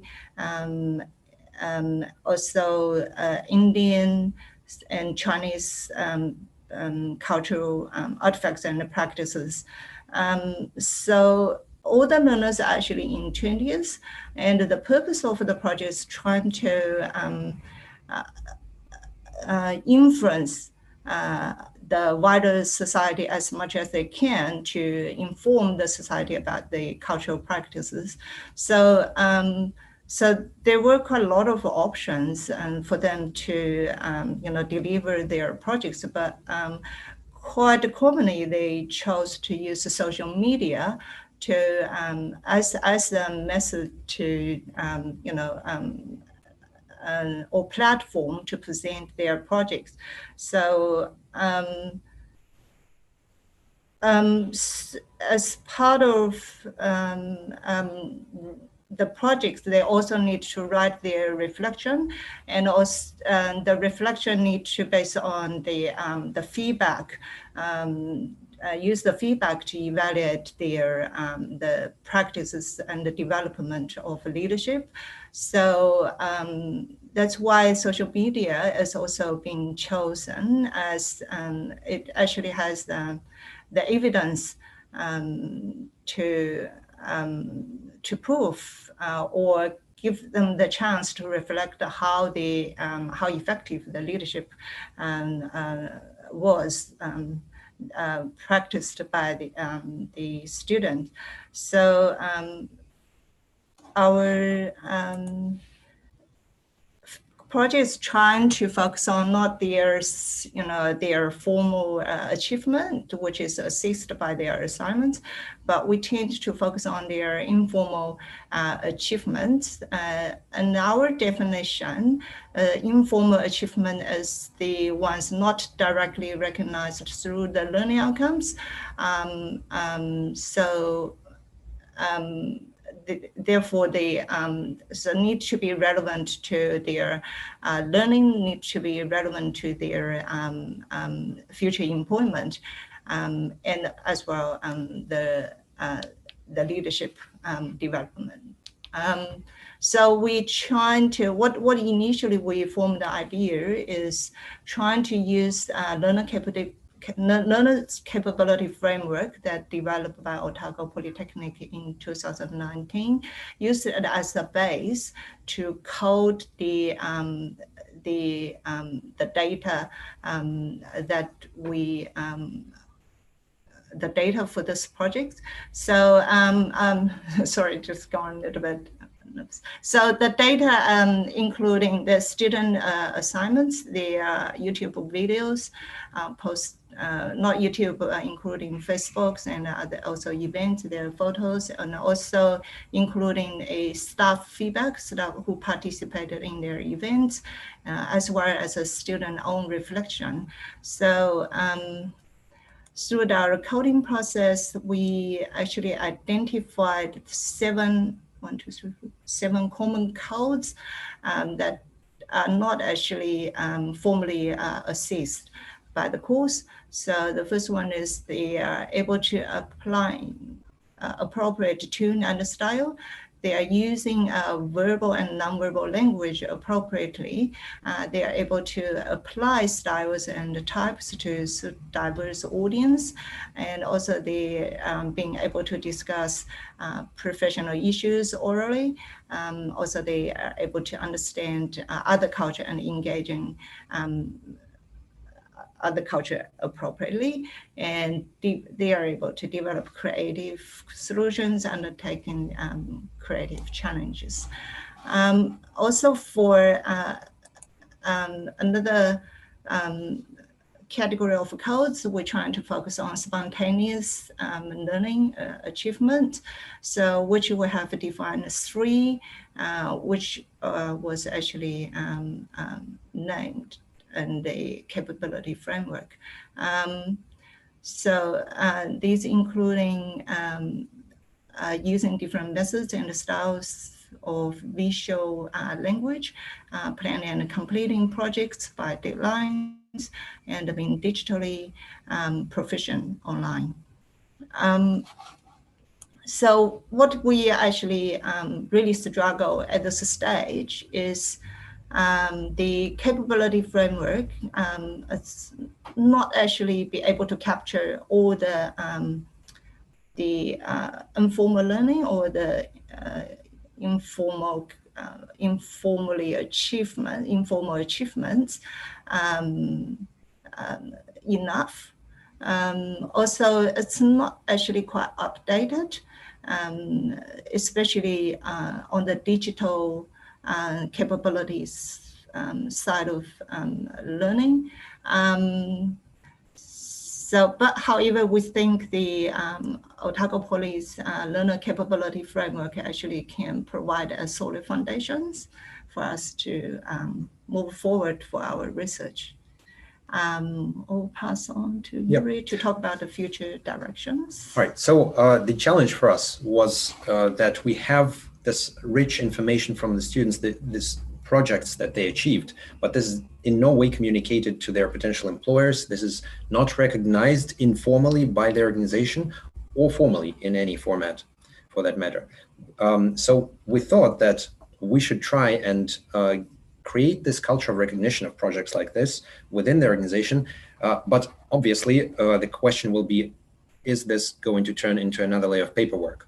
And to avoid that, our suggestion is to build it into the assessment system as it is right now. We're using learning management system to assess the submissions. When they submit the evidence for their project, we're marking it anyway, and we're providing comments on the side.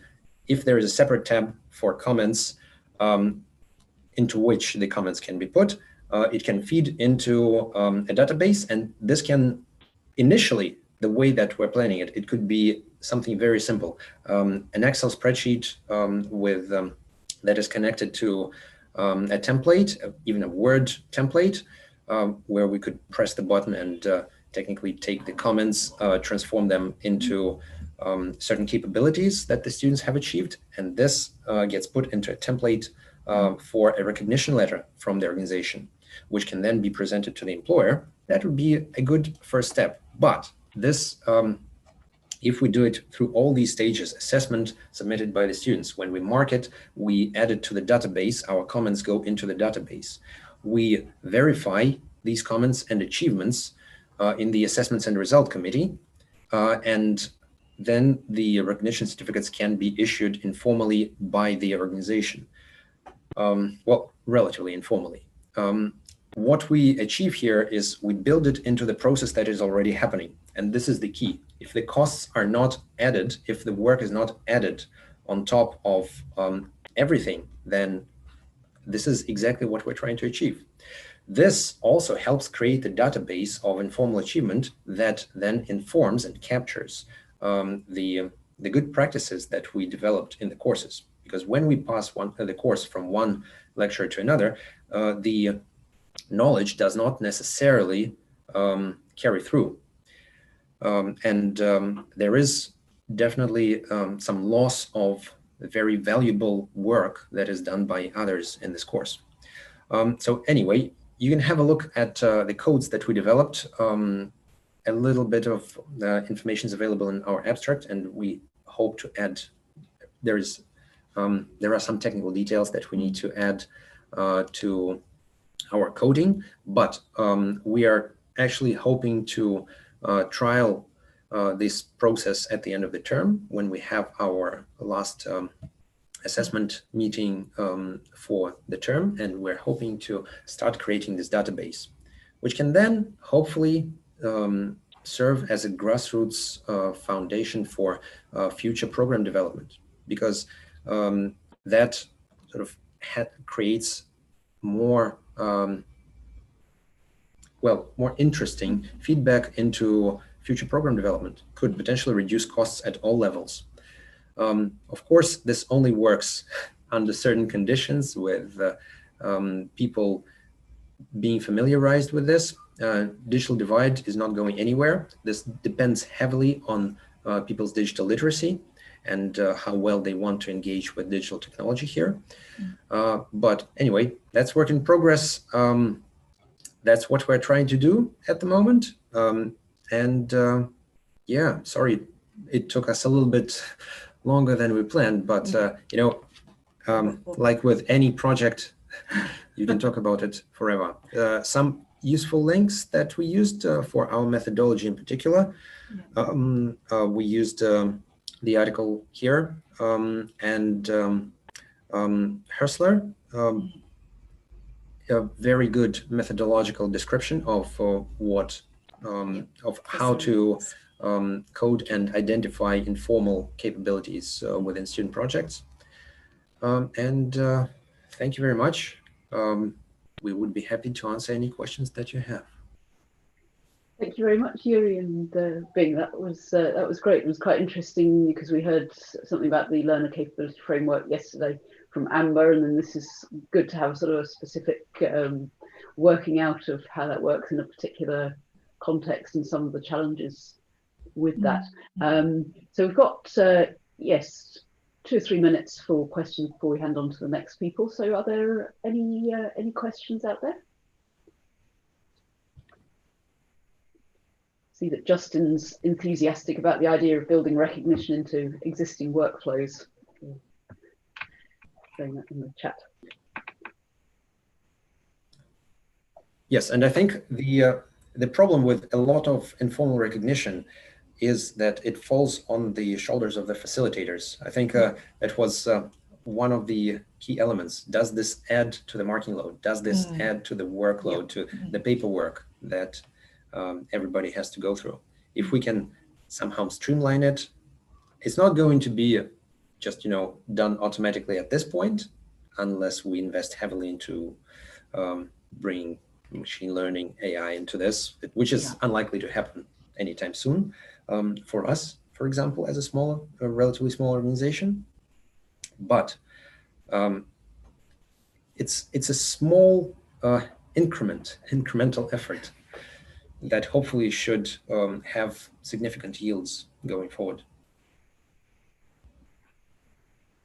Yuri, Derek here, just I guess, saying thank you for that presentation. And in my head, I was making links with the presentation I'd done just previously, because that whole idea of informal and even incidental learning is becoming profoundly recognised now as significant in the way that we move forward, particularly thinking about the agile way of working and the agility that needs to be represented in right across life, really, as we are responsive to change. So I really appreciate what you had to say, and I'd love to get my hands on those references that you put there to look at some of the methodological stuff you referenced. Thanks. If you're willing to email your slides to me, I can upload them to the conference website, if that would be okay. Yeah, sure. Absolutely. Thank you. And same for you, Derek and Anne, if you wouldn't mind emailing your slides to me, I can upload them for you if you're willing to do that. We've got them in a Google slide format. Is the link suitable, or do you want them as the actual PowerPoint? What's best, Simone? Easiest if you send me the PowerPoint or a PDF of it so that I can actually upload it to the conference website. Thank you. Cool. Right. Any other questions or comments for Yuri and Bing?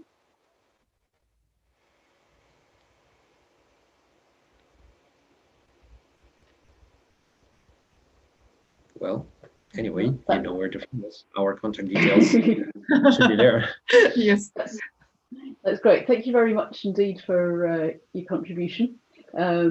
And we'll move on now to, we have Elizabeth Asprey from Whitireia Community Polytechnic up in the North Island of New Zealand. And I think some of her colleagues are joining her, but I'll let Elizabeth and her team introduce themselves and their project.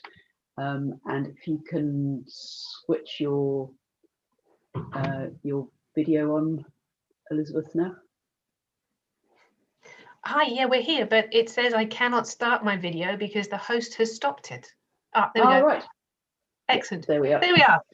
Yes, I did stop it earlier because I could see you two were sort of busily conferring, and you might have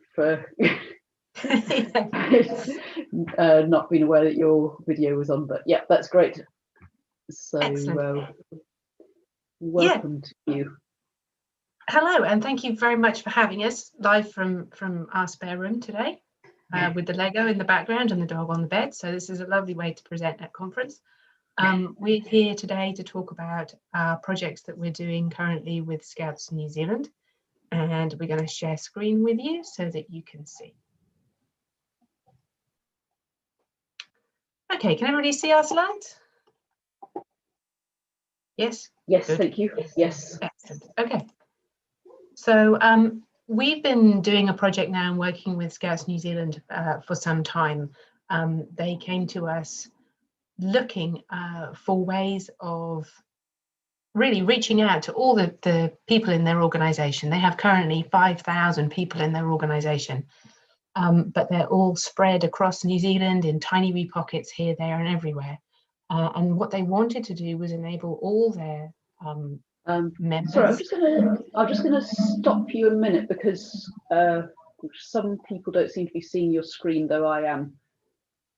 Are other people seeing the screen?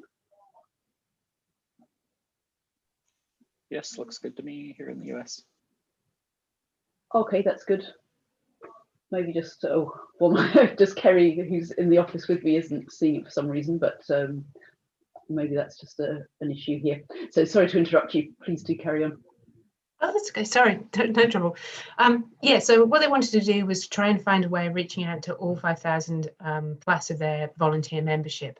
But New Zealand, a very disparate country, lots of geographically diverse populations, couldn't actually get to people to deliver the training. So online learning seemed to be the way ahead for them. And what they actually came to us to tackle first was the thorny issue surrounding child protection.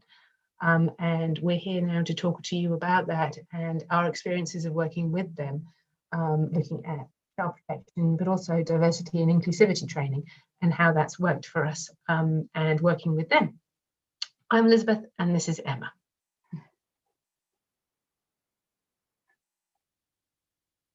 Okay, got to try and make this work. There we go. Okay, thanks, Elizabeth.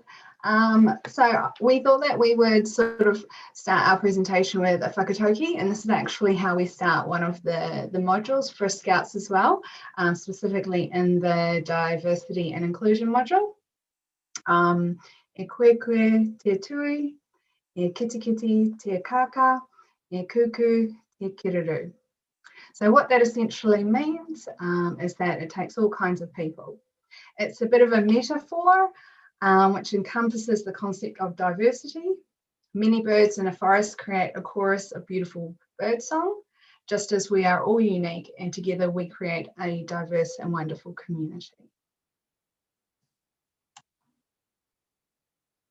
Okay, so in terms of, this was the challenge that we had with Scouts New Zealand. They wanted a series of online learning modules looking at child protection, and they also wanted an online learning module looking at diversity and inclusivity. What they've also wanted us to be able to create was learning that was transferable, not just to use in Scouts, but within their workplaces, that they could take this recognised training back to their workplaces, their communities, because a lot of volunteers, all the volunteers to be fair, work in very different organisations and very different groups. And so they very much wanted this understanding to be transferred within the communities in which all the participants lived and worked.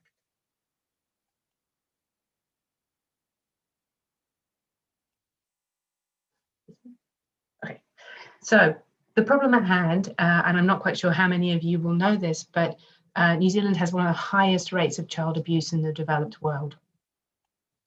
Our death rates for child abuse are absolutely shocking. And also in terms of sexual abuse and sexual assault and family violence. Again, we have one of the highest rates of family violence across the OECD. Our statistics regarding child abuse, family violence, mistreatment are awful, quite frankly. Just as some of our statistics around young people, and specifically around to do with like rainbow youth and deliberately self-harming and suicide attempts. And yeah, we have one of the highest rates of youth suicide in the OECD, and males are twice as females to commit suicide as well. And so these are some of the issues that leaders are coming across within the youth members of Scouts. Scouts New Zealand see themselves very much as a youth development organisation. They want to grow their young people. It's very much all about young people growth and support and development. And so they wanted very much to keep their young people, no matter where they were from and which environment they lived in, to keep them safe from harm and enable them to flourish in the environment that they could. And they very much identified that rainbow youth and children who were experiencing issues to do with family violence were two key groups that they were very keen to maintain a really good relationship with, and to try and get their leaders educated to make sure that they did keep them safe from harm. Now, it's of particular importance to Scouts New Zealand, even though there's an awful lot of abuse and problems to do with maltreatment of children across New Zealand. It was something that Scouts was particularly keen to target head on, because they had one terrible incident recently, one of many that have come up over the years, of one particular Scout leader. And they decided that instead, very bravely, instead of sort of shying away, that they would face the issue head on. They did a full investigation of their entire youth groups, and they discovered that training to do with child abuse and child protection was sadly lacking, that people, if they did have worries, fears and concerns, didn't know what to do with them. They didn't know how to handle any information that they received. They didn't know how to manage children who were perhaps seeing them in a position of trust, and were making disclosures, but they didn't know how to work with them. And so for them, this was not only something that they wanted to do for the greater community, but also from a very personal organizational point of view, they wanted never to have to be in this position again. So Scouts wanted the training to be accessible to all adults within Scouting, and the child protection modules, there are 3 of them, and all of them are compulsory for all, not just leaders, but any adults involved in Scouting are required to undertake the trainings as well. So that could be even people coming in to have parent help, coming along every now and then. They're also required to undertake the training. They wanted the modules to be accessible on multiple devices, and they wanted the people to work at it at their own pace, and also somewhere they could be an environment where they sort of felt comfortable, because some of the topics that come up can be a little bit distressing or upsetting. So they want people to sort of choose where they took it all, took the training. Okay, so how we develop the modules. So with the Scouts ones, there was a little bit of a process that we followed. So we clarified the learning outcomes with Scouts New Zealand and what they wanted to achieve from the modules. We would research the content thoroughly, and then we would develop some storyboards so that we got an outline, and we chose software that is relevant to be used for this, and I think we speak about which software we use a little bit later on. We have all of the modules are reviewed by subject matter experts, SMEs, so that's a really important factor. So it's people within Scouts who will be accessing it, they review it, but also people who are experts within the fields that we're covering. And being that we work at Whātua Polytech, we're quite fortunate that we have some people on staff who are already involved in those particular areas. So that was really important part, just to make sure that we're getting a diverse range of information, and that it is appropriate and correct. We also then run through a pilot for the modules. So this is where the Scouts New Zealand would come in, and they would select some people within Scouting to actually run through all of the modules, make sure everything is working, and then they would evaluate it and we'd collect that information.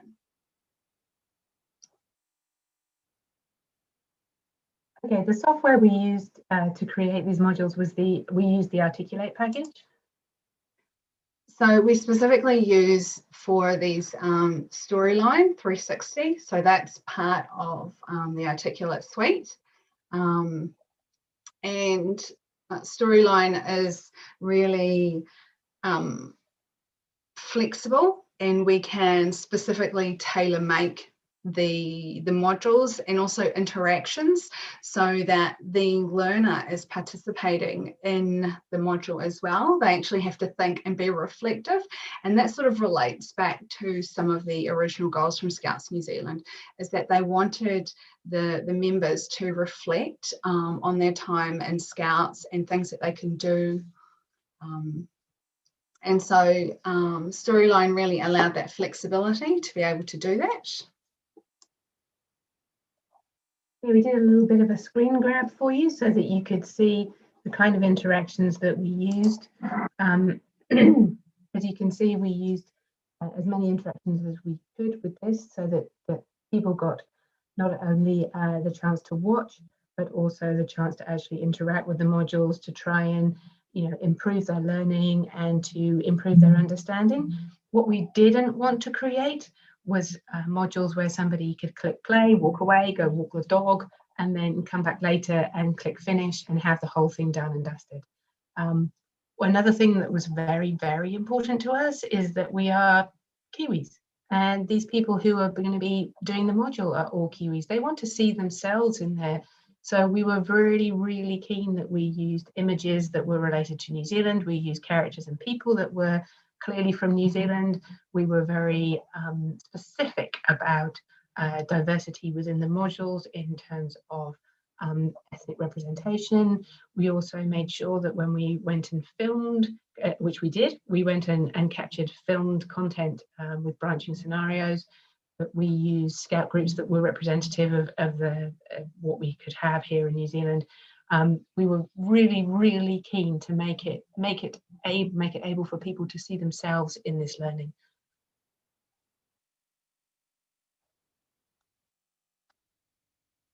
Okay, let's see if we can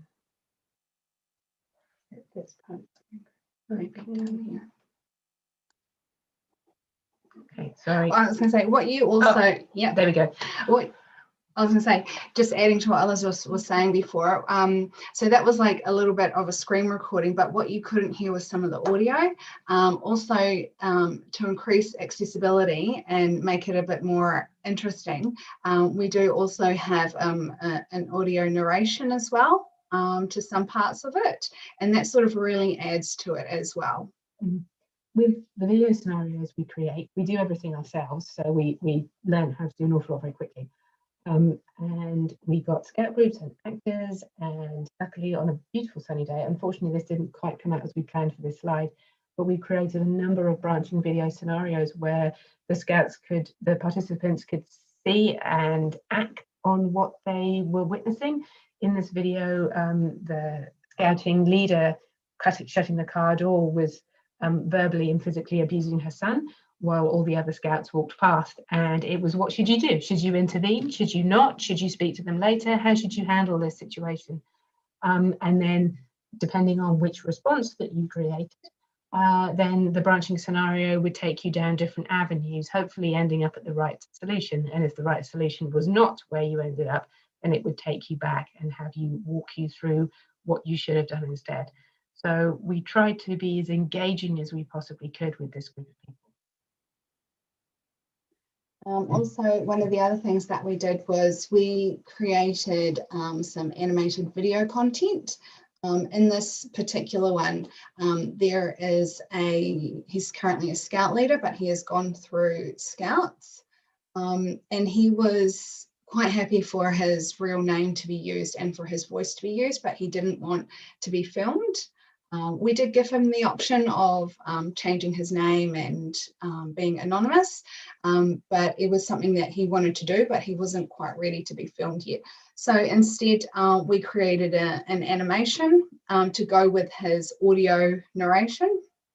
And I'm hoping the sound will come through this. Can you hear the sound?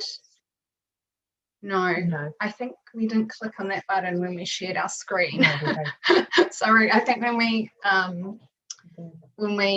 shared our screen, I don't think we clicked in that tick box for the audio to come through. Sorry about that. As you can see, it's very visual. You can absolutely see what's going on without the need of audio. You can get the gist of what's happening. Yeah, so he and we also made the character look a little bit like him, and he was really happy with that. We showed it to him first, and in fact, the first character we had of him, he said, "Oh, I'm wearing glasses now, so can he wear glasses?" So I had to put glasses on the little character. Which took a long time, I have to say. So it was really nice, and then we also approached some of the audio in a little bit different way, in a bit of a different way, just so that everything is not all the same, and it could get a little bit boring. And instead, for this audio, we use some stock footage video, and we blended that with his voiceover.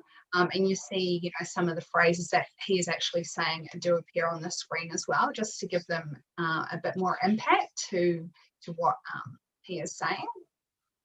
And when I was finding these stock videos as well, something that I was sort of like conscious of is how I was representing Vincent, the person who was actually speaking. It's his story and his words. So I wanted there to be a little bit of consistency within the stock footage videos, although it's not him exactly. It's kind of a little bit similar, minus the glasses. That was a bit too difficult. But to just be sensitive that, you know, it's a representation of him, and that, yeah, he also okayed everything before it went out within the modules. Okay, so because my background's clearly in research, what we wanted to do was to make sure that the modules were actually doing their job. It was massively important to us to understand if they were hitting the mark, if people were getting learning. This is a really, really important content for people to understand. You know, this is child protection, this is keeping our young people safe. So it was really important to us that we were able to not only create the modules, but evaluate and present on the basis of what we found. So the first set of modules, the child protection modules, launched in April 2019, and to date, 2,175 people have actually registered to participate. It's about 43% of volunteers. The current volunteering base of Scouts changes a lot, but they tend to run with about 5,000 people. So having 43%, they've got a target of 85% of people have completed that are on their current sheet. And of those 2,000 odd people, it's now over 1,000 at the time of writing this, it was 981 people have completed the evaluation today. Now the diversity and inclusivity module only recently launched. It was just after lockdown that one launched. And so it's had far fewer participants so far. And we still have good evaluation data, but with much smaller numbers. What Scouts have done on the basis of the results that we've got is make the child and youth protection modules are now mandatory for all new people coming into the organisation, and they're trying to catch up on all the existing people who have been in the organisation for a long time. And so those were the type of people who actually did the evaluation. The bands of people within the organisation, the 4 levels that we essentially saw were Keers, Cub Scouts and Venturers. So that takes it from 5 to around about 18 years of age. But we didn't just have the leaders take part in it. There were section leaders, there were helpers, there were secretaries, there were the accountants, there were all sorts of people. So anybody who volunteered in Scouts, they took part. Scouts is a term to cover all the bases, by the way. So when I say Scouts, I'm not just talking about that single group, I'm talking about from Keers to Venturers. So the feedback that we got, because we not only did quantitative, but we also did a little bit of qualitative as well, just to see what people were actually feeling about the modules and what they were doing, was really good. We had some people who had had a lot of training in this before, because we had teachers and people who worked with children anyway, and they all had to have mandatory child protection training as part of their regional requirements. But a lot of people were very new to this, and also very new to online learning. And so this was a really positive feedback that we received. They look very similar, that's because they are. So we had a look in terms of how people found the modules themselves, how engaging, useful, applicable to their role and relevant to their role that they found them. And again, they were all very much, both modules so far were hit in the high to late 90%. And I think the relevant for both of them, relevant for child protection was 98, and I think diversity and inclusivity was 97% of people thought that the content was relevant and the teaching and learning was relevant to their role. What we also did was, using a Likert scale, asked people to rate retrospectively their knowledge both before and after taking the modules. So we had 3 learning outcomes for the child protection modules, and then we had 3 learning outcomes for the inclusivity and diversity modules. What you can see is for both groups, there's a statistically significant difference between their knowledge before and their knowledge after. showing that particularly relating to, and you can see that very clearly, quite low levels of understanding that they admitted to before taking part and much higher afterwards. A lot of the scores were quite high to start with within the child protection, again, because of a lot of teachers and a lot of people who work with young people who already have done that training as part of their own other, occupational roles as distinct from their volunteer roles. But we were really pleased to see that there was a really, really positive improvement in all the learning outcomes for all the modules that we created in this area. So once you complete a module, there is an automatically generated certificate, and here is an example of one of the certificates. Scouts New Zealand, they also have OSM, which is the online scout management system, and they use this database to store the youth members' information, but also the adult leaders' information. So whenever they complete training, that is recorded in OSM. So all of the modules that we're creating, there is a record of the leaders who have completed them all.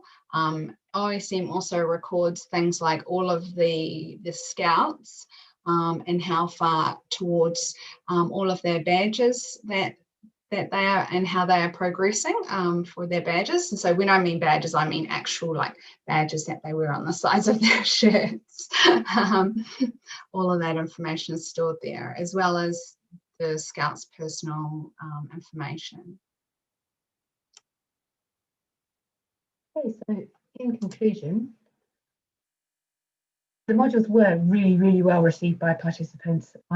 We were really pleased that although a lot of the time this was the first time that many of the volunteers had engaged with online learning, that they responded to it really well. Clearly, particularly with the development of these modules, this was all in a pre-COVID world. And so the emphasis on online learning wasn't quite as strong as it is today. And so to have such good reception when it was something actually quite new, a great many of these leaders, was really, really valuable to us. And we really benefited hugely from that, as did Scouts. They were delighted. One of the key issues for them was standardization, because although face-to-face training courses do work, of course they work, it's very hard to make sure that everybody has standard information when you have 350 Scout troops sprinkled across New Zealand.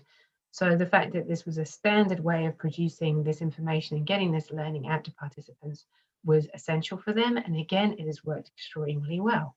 Accessibility I've discussed, but working in the polytechnic sector and working in training, as many of you will appreciate, actually getting people to physical locations to undertake external moderated training is getting more and more and more difficult. And that was pre-COVID.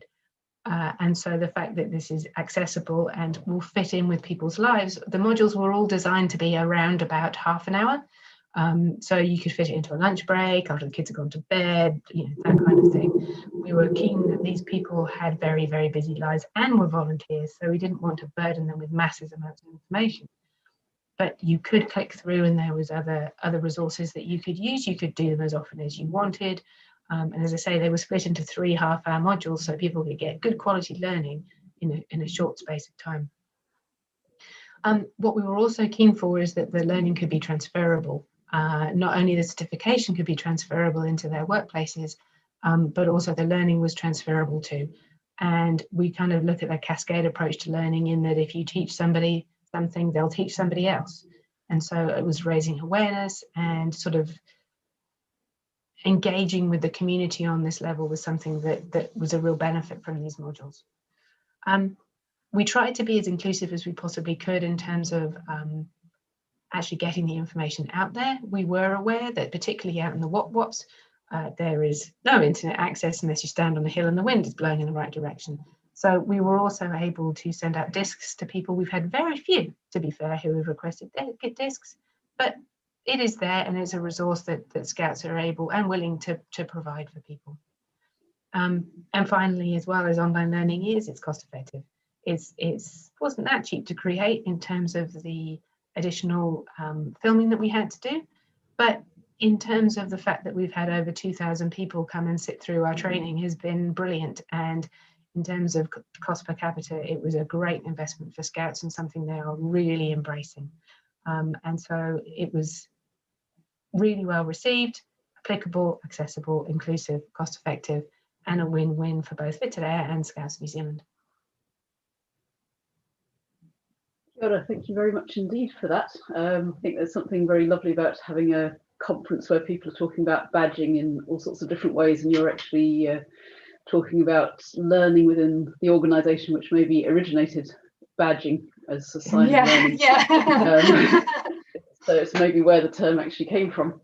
And yes, seeing how you're making learning accessible in a voluntary organisation and on a particularly important topic is great. Thank you very much. We have about 1 minute if anybody's got any questions for the team. I have a quick question. Thanks very much. This is great. I work in the humanitarian sector, and child safeguarding is an issue there as well. And actually, that's one of the most popular badges right now on this HPAS system I work on, which is child safeguarding, and it's also a module. It's actually a larger, bigger module, but it's very popular and was pulled together because of some issues in the humanitarian sector. I think this is very valuable. My question is, might there be further steps where people would reflect on that? People would maybe have a pathway where they show they've applied this. Is there any thinking along those lines? Yeah, absolutely. I mean, we follow the Kirkpatrick framework for our evaluation. That's the framework that we use. And stage 2 and 3 of the Kirkpatrick evaluation framework does talk about how people have actually taken that information and applied it into their sort of real world experiences. What we can also do as well, and is a work in progress at the moment, is the Scouts' engagement with this doesn't stop here. So, for example, if you have any worries or concerns, there's a Scouts 0508 number that you can ring. There's ways that you should enter your information or enter information about something that you're concerned about in what they call the vault, which is part of their OSM package and then their online resources. And so what we can do as well, and what we are planning to do with this data, is to track people's application to those resources on the basis of the participation in the child protection program, so that we can actually see whether or not what we anticipate seeing is kind of a bit of an upward trend where people go, oh, this is where I report things, and reporting increases and then kind of drops back to a sort of a perhaps slightly higher than before in terms of more awareness of what's happening. But there are ways to actually track behavior with this, and it's something that we've looked at doing and that we're collecting the data at the moment. That's okay. Thanks very much. Thanks very much indeed. Sorry, just having a side administrative conversation here at the same time. Thank you very much indeed for your contributions. That was great to hear from you. And we will move on now to our last speaker from New Zealand. Hope we'll be able to stay for that. But anyway, our last speaker is Maura Karatai, who has many roles in the community, but is here now, I think, maybe to describe is your role as is it a doctoral student at Otago Polytechnic that you are, Maura? Hang on. Kia ora. Kia ora, Maura. I should have looked at my hair first. No worries. I am a doctoral student at Otago Polytech, just in my last year of the Doctorate of Professional Practice, which is unique to Otago Poly, and I'm in the first cohort of 3 learners, so I'm really proud to be in this beautiful position, and so excited to be at the end of the journey. Well, close anyway. Thank you. So please do talk to us about the great topic of imagination. Okay, I've just get my present. Shall I share my slideshow? Yes, please do. Yeah. Okay, all right. How do I do that? So you got a, hopefully you've got a green button in the middle of your bottom of your screen that says share screen. So you need to choose the right screen, and then you need to click share as well. Okay, I'll just open it up, and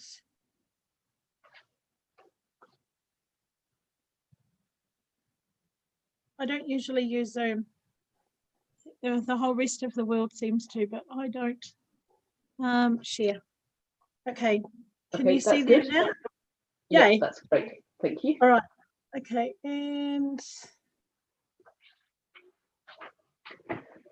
you might, yeah, you might just want to switch to the slideshow view, which, yeah. From beginning. Okay. Okay. All right, so I'll just minimize that. All right, and okay, so all right, ka tangi te tite, ka tangi te kaka, ka tangi hoki ki ahau. Tihei mauri ora. Ko puke kura te maunga, ko otako te moana, ko kaitahu, pati mamoi, waitaha, me rapu wai, o ke iwi. Ko takitimu te waka, ko no otako ahau, kei whakatane ahau e noho ana. Ko te rua hiki hiki karatai tuku poa, ko mawera karatai tuku ingoa, tēnā koutou, tēnā koutou, tēnā koutou katoa.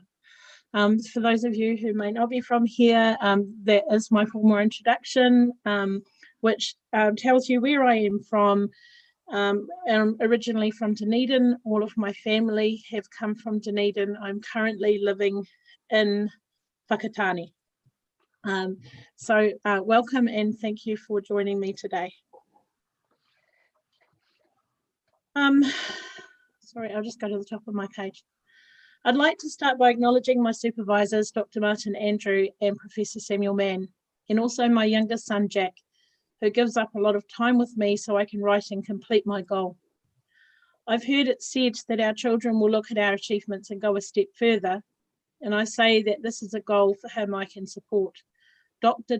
Jack Karatai Barrett, or Jack the race car driver, or Jack the chef, or Jack the code writer. My hope for Jack is that the step further he goes is in his feeling of happiness with his life. Mine is happy, and I wish his to be happier still. Unconditional positive regard became the basis of my doctorate work. My doctorate of professional practice came at an interesting time in my life. I was at a crossroads, not quite sure what I wanted to do. I had choices. Did I want to go down the business route? I have a Bachelor of Business.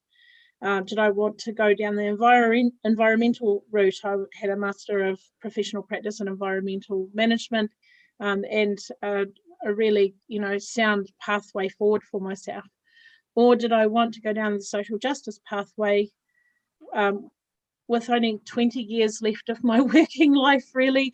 It was, how do I want to spend it? And what I had not considered at that time was the incredibly privileged position that placed me in, a position where choice was real for me.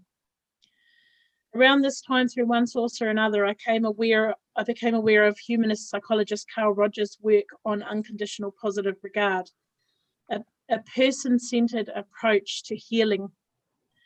The idea of it fascinated me, the idea that no matter what a person says or does, what their values are, their history, their education, they are a whole person, not defined by one aspect. And if we approach them with a hope and optimism for them, a knowledge that given the right circumstances or the right tools, that they will be able to be their best selves, then we can help them to actually make that their reality. And it excited me.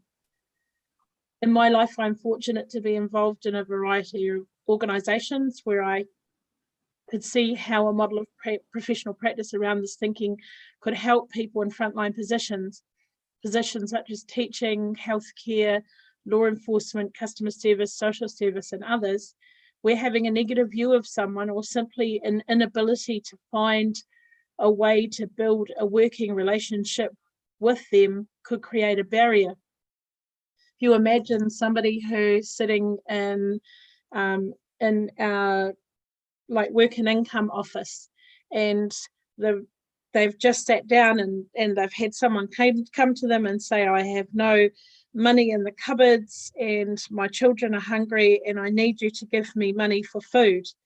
And when that customer service person has gone through the budget of that person and they can see a great deal of waste, money spent in places where it didn't need to be spent, and that sense of frustration of needing to feed a family because the children shouldn't suffer, but at the same time feeling frustrated by the choices that you feel that person has made. And then the next person comes in and they say, I have no money, I need food to feed my children.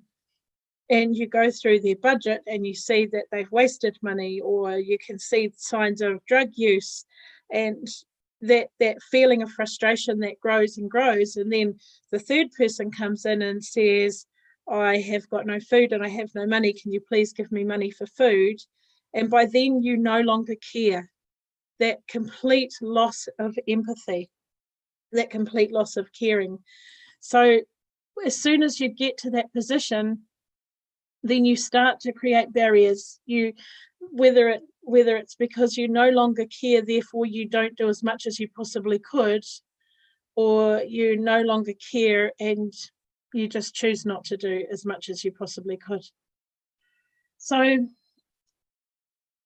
I started thinking about how we could take that unconditional positive regard and turn that into a model that could also enable barriers to self-actualization to be overcome simply by professionals making the choice to see the person in front of them in a positive light. How good is that?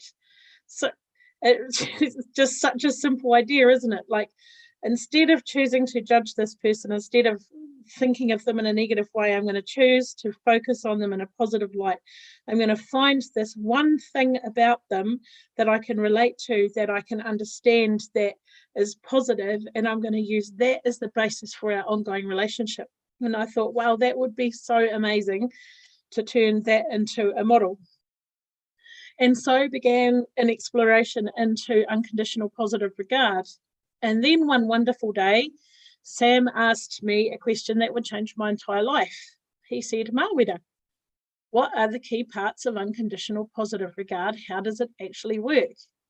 And I'd sort of thought about it as a whole thing, but I'd never sort of broken it up. And so that bounced around in my head for a really long time. And eventually I came to empathy and choice as being the main parts of how unconditional positive regard worked. After a lot of thinking, reading, talking, and dreaming, it became clear to me that the key working parts had to be unconditional, had to be empathy and choice, because without either of them, it didn't work. How can you truly have positive regard for anyone if either of those are missing? Empathy, because without an ability to sense or relate to how someone is feeling, it is difficult to have regard for them. In its most simple form, it is the ability to put yourself in someone else's shoes and see something from their frame of reference. It's an emotional intelligence that links us to other living creatures. We, presumably, most people who are here are from an education background, and so empathy is a real thing for them. Empathy is a core part of teaching practice. Our ability to empathize develops when we are small children. While some people are able to become more empathetic than others, and there are many factors influencing it, it is, in a perfect world, something that we all learn through engagement with others. The absence of empathy is problematic. It impacts on our ability to relate to others, to form meaningful relationships with others, and also impacts on our own self-image. I recently read about the absence of empathy, describing it as trying to give $1 that you don't have. If you've never developed the ability to empathize, then as an adult, oh, apologies, that was my dog. He's barking at something, sorry, gave me a hell of a fright. So, George, yeah, so if you can't give what you don't have, sorry. And also learned in our early years, aside from empathy, is our ability to make real choice. For most of us here today, choice is part of our reality, but it is not a skill we're born with. And even though we have choice, there are increasingly times in our lives where, if anyone knows us, the choices we make are completely predictable outcomes. The food we choose, the car we drive, the kind of house we live in, the school we go to, the books we read, and the people we spend time with. That happened to me yesterday. I have a habit of giving my books away and then have to buy a new copy. Yesterday, I gave away my 7th or 8th copy of the polyvagal theory. And as always, I went straight to Book Depository and ordered a new copy. And as I wrote this, I stopped and wondered why. Why did I go to Book Depository? And why do I only ever go there? And then I remembered back a few years ago when I was trying to find a copy of The Millennium Tree, which is a book about a 2,500-year-old purity tree near where I live here in Whakatane.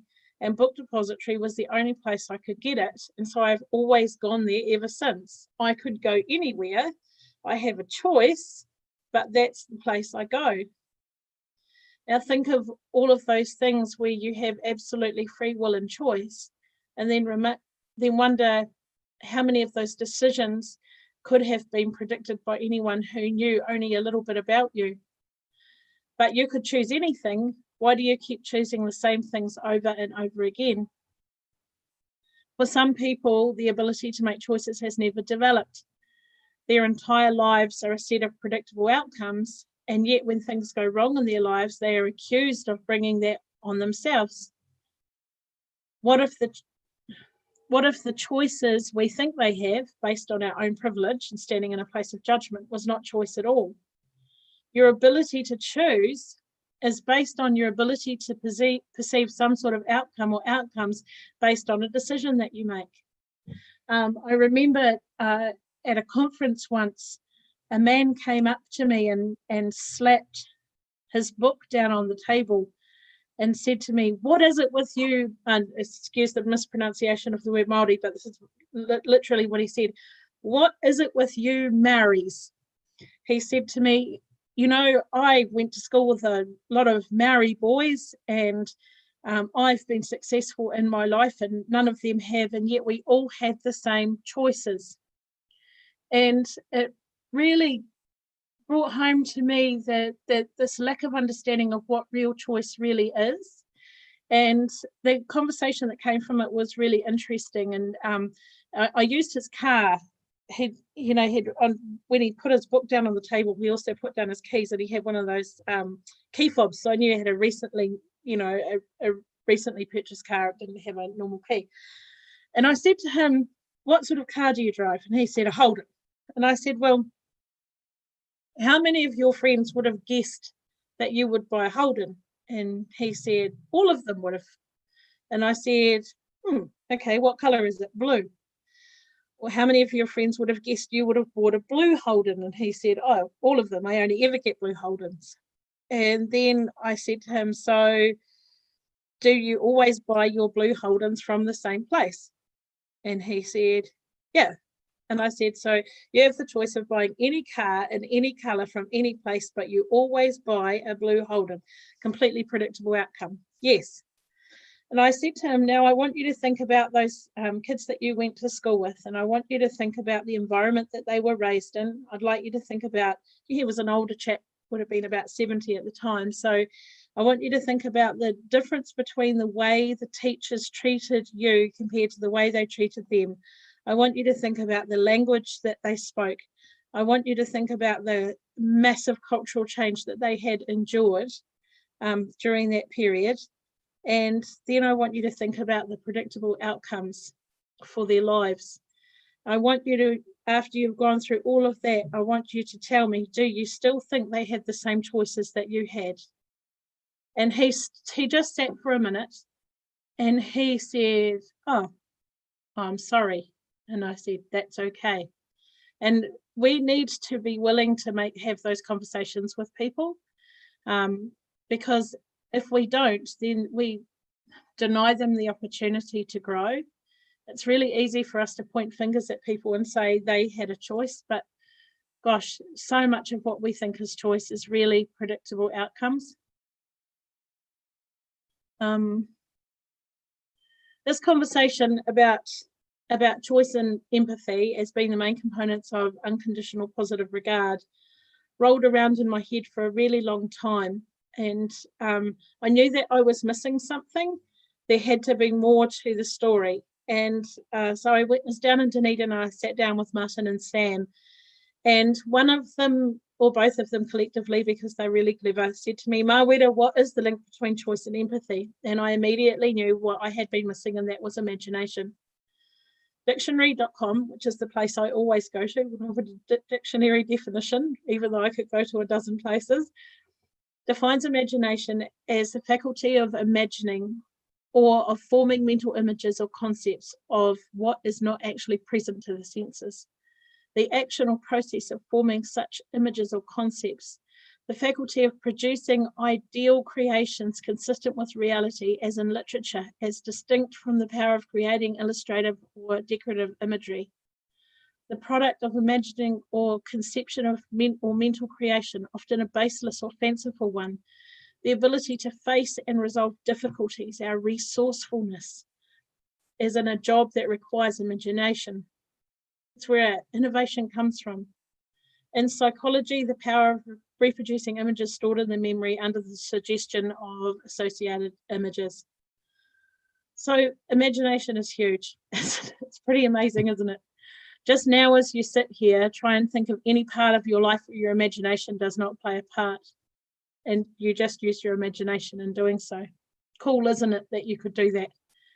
That with the slightest suggestion, you can go off to a place where you can see what no one else can see, but then you can still share that with others and help them to see through the same lens as you did.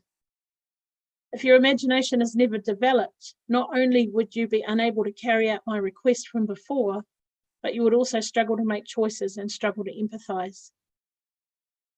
Your imagination develops through play, through being read to, through oh, I forgot to change my slides. Sorry, Simone. I'm really not a good slide user. I've got more slides. You're doing fine. It's your talking that's the great thing anyway. All right, yeah, that makes me happy. It's just a talk. So imagination. Your imagination develops through play, through being read to, through conversation, through engagement and encouragement. It is a world that is in this world that is increasingly screen focused, the need for us to imagination is becoming increasingly limited. Our engagement is based on the imagination of someone else, and the communication about that is limited. One-on-one time with our children, purposely cultivating their imaginations, will enable them to grow their empathy and choice-making abilities too. And yet we put them in front of screens where we deny them that ability to grow, where they don't get to talk about things. We don't get to question them. Those questions that come from reading out loud in particular are so important. If you think about sitting down with a 3-year-old who's developing their language and reading out loud to them and asking them what they think will happen next, or how would you feel if that was you, or what color is the ball going to be on the next page, and getting them to think beyond this moment. There's so much power in that, and it's so important. And I feel and see that we're denying our kids more and more that ability to grow, that opportunity to grow. And it troubles me greatly, because what will be their ability to choose as they get older, and their ability to empathize with others, will be the the first sign that we have that we're really messing this whole, developing children up. We are messing it up. One of the most important questions I think that we can ask in an educational context is, what do you want to be when you get big? And it doesn't matter what children want to be when they get big. What matters is they begin to imagine a future for themselves and start to develop that skill of being able to sit in this moment and put themselves into a future moment and create that in their minds so that they're working towards something. For too many of our children, life happens to them and they are unable to imagine an alternative pathway to the one that they're walking. And when that happens, by the time they're getting into high school and into their tertiary study, if there's not some ability to think into a future, then there's nothing for their learning to stick to, and we lose them. They're dropping out of school, they're getting into tertiary study and ending up with enormous student loans, wandering around picking up this course and that course, but without anything to actually stick it to. Those are the ones that, that manage to get into tertiary study, but far too often we're losing them at high school. And I think that we're losing them unnecessarily. If we can just get them at that really early stage in their development, sort of in the late preschool years before they start school, and start that conversation. What do you want to be when you get big? What does your life look like? How are you getting from here to see grandma? Is it in a car? Is it in a plane? Are you on a hoverboard? How are you getting there? What are you going to eat when you get there? What are you wearing? What sort of job do you have? What's your house like? And getting them to actually start to grow that imagination for the future. Because it is my absolute firm belief that no matter what sort of life our kids are living in, if we help them to develop the ability to imagine another pathway, then we give them the ability to make an actual choice. And that's what we must do, is that we must give our kids, cultivate their imaginations, to help them to empathise with others and to create the ability to make real choice. And that's all I have to say about that. Kia ora Mawara. That was beautiful. Thank you very much. I'm sure it's not all you have to say about that, but it's very good on timing for the limitations of this presentation. Thank you very much. And yes, I asked you to do the closing presentation from New Zealand, partly because I felt that it was good to go out on that note of imagination. We've been thinking very much in this conference about how to recognize learning when it has happened, but it's really important to go back to the very beginning and make sure that our kids and young adults and older adults can see the value of learning and can see their place in our learning systems, whether they're very formal or less formal. But if people don't even see themselves as being part of that learning environment, then all our talk of recognition of learning has no point. So that's a great message for us to close on from Aotearoa, New Zealand, Mawara. Thank you. We've got a couple of minutes if anybody has a question. Otherwise, I'll hand over to the Australian team. If there are no questions, I'd like to say something. Okay. People are quite shy. They don't necessarily ask questions. Shout out now. I must have just given so much information that it answered all of them. It is such a beautiful thing to have an imagination, isn't it? And it's a thing that we take for granted. And I think that we have that. And I always say to people, everybody has a responsibility to talk to every 4-year-old they ever come across and say, what do you want to be when you get big? And tell me about that. And it's such a simple thing can have so much power. I'll remember that. Thank you. That's really good. I'm just going to hand over now, before we hand over to Australia, I'm just going to hand over to Andy Kilsby, whom some of you saw yesterday. He's our Director of Employability, and was part of the initiative of the New Zealand contribution to this conference. So. Kia ora everyone. Before we hand over to our Australian friends, I just wanted to acknowledge all of the presenters who have presented an ePIC from Aotearoa, and I think it's been a really compelling program and really interesting for the bits I've been able to jump into. So thank you very much to everyone who's contributed. This was a crazy idea that was landed on my desk, and I managed very adeptly to hand this crazy idea onto two other very adept people who have done a fabulous job in terms of organising and putting together what I think has been a fantastic program. So I'd like to formally acknowledge Simone and Kerry, who have been the driving force for making this happen, and I can really safely say that this has been a fabulous thing to be involved with, but it has come about because of the work of those two people. So I'm going to acknowledge a couple of things here. So Kerry, off camera as well. But, thank you very much. Oh, that's not a problem. And yeah, we like to give.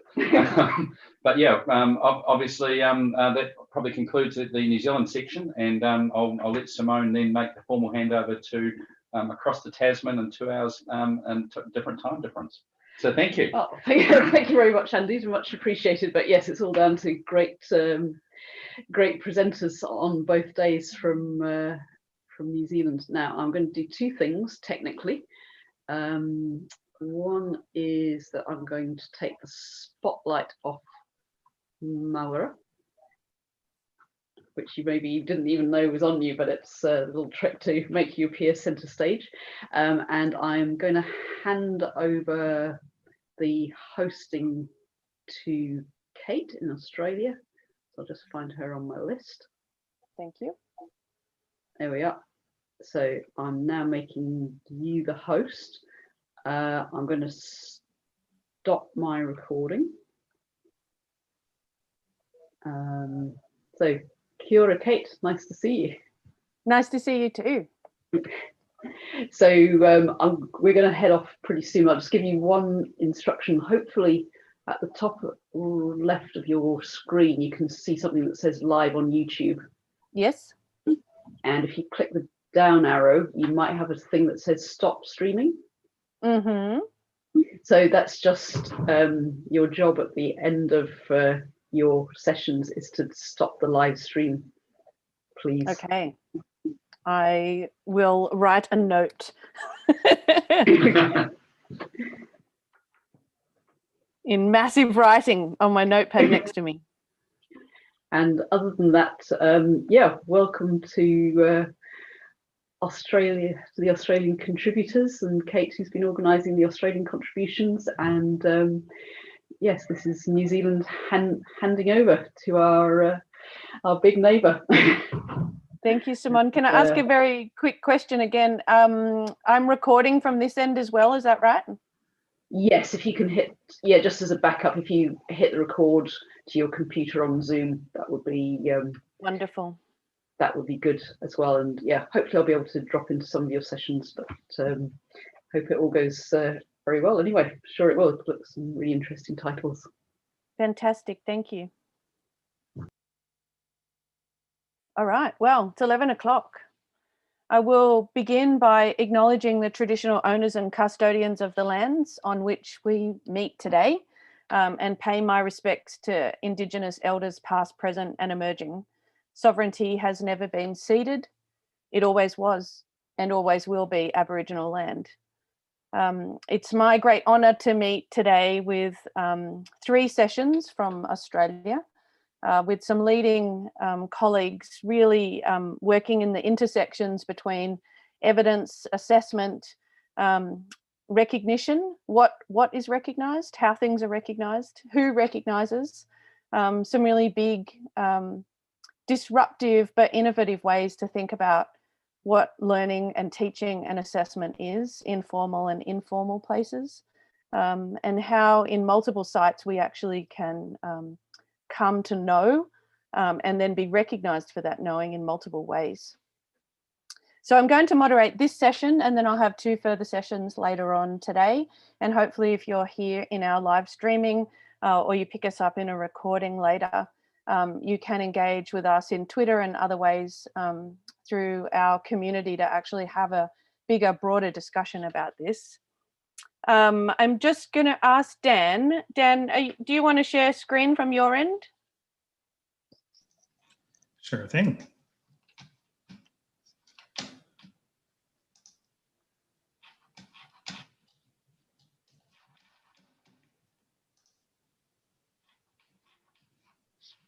Here we go. Wonderful. So I will introduce myself first. I'm Kate Coleman. I've been in the open learning, open education, open badges space, including ePortfolios for some time. I'm really interested in thinking differently about ways that we come to know evidence and what evidence is in its multiple forms. And so I have the great pleasure of being a good friend, an ex-colleague of Dr. Patsy Polly at the University of New South Wales. I'm now based at the University of Melbourne.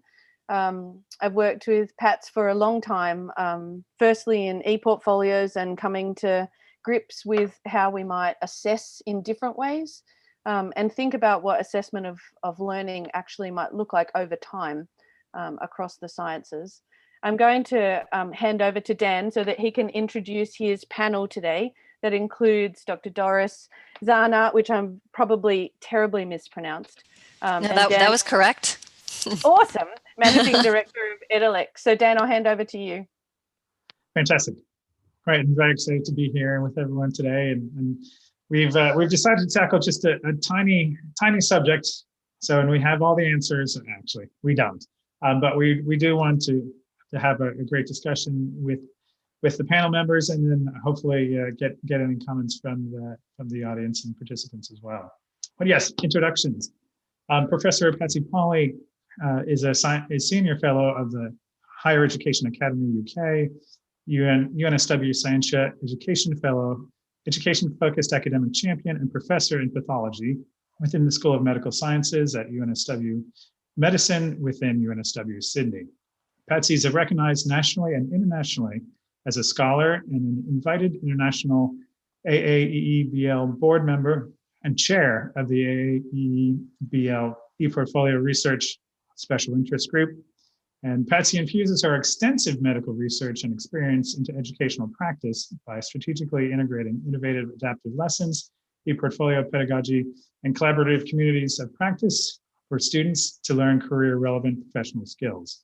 Patsy leads BadgeCop, which we'll be hearing a lot more about, a community of practice focused on micro-credentialing at UNSW. And I've had the pleasure of working with Patsy for several years in respect to the BadgeCop project. And I also want to introduce Doris Zahner.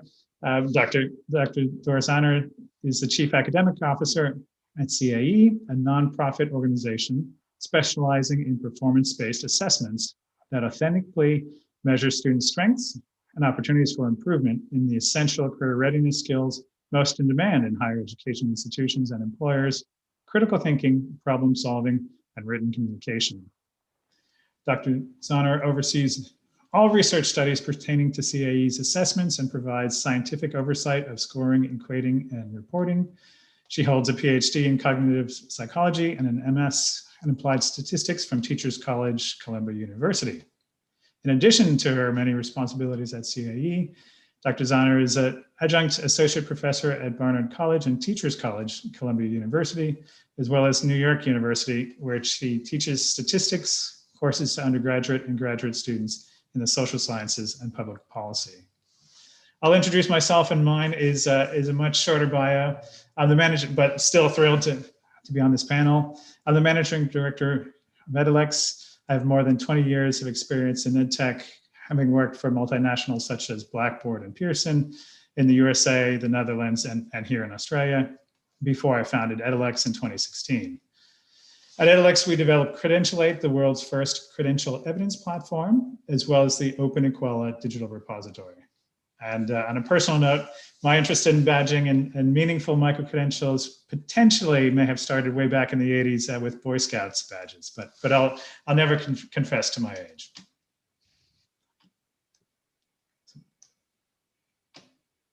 Fantastic, thank you. Welcome. Yeah. So yeah, do you want me to just talk about the late breaking survey, or did you? Please. Okay, great. Well, this and a survey that was just released overnight, no doubt in time, just in time for our session today. There's a really fascinating study coming out of Strata Education and looking at the impact of COVID, on the challenges that students are facing.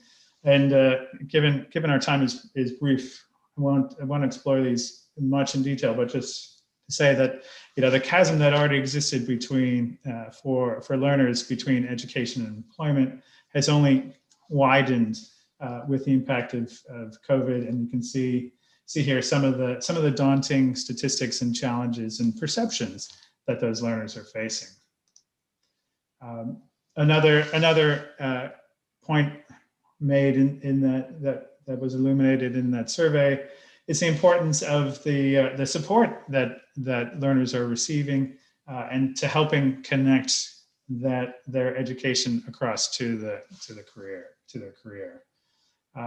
which then leads into some other fantastic research that the Foundation for Young Australians has done, where they followed more than 14,000 learners across a decade, and they identified 4 key factors that can accelerate the transition to full-time work.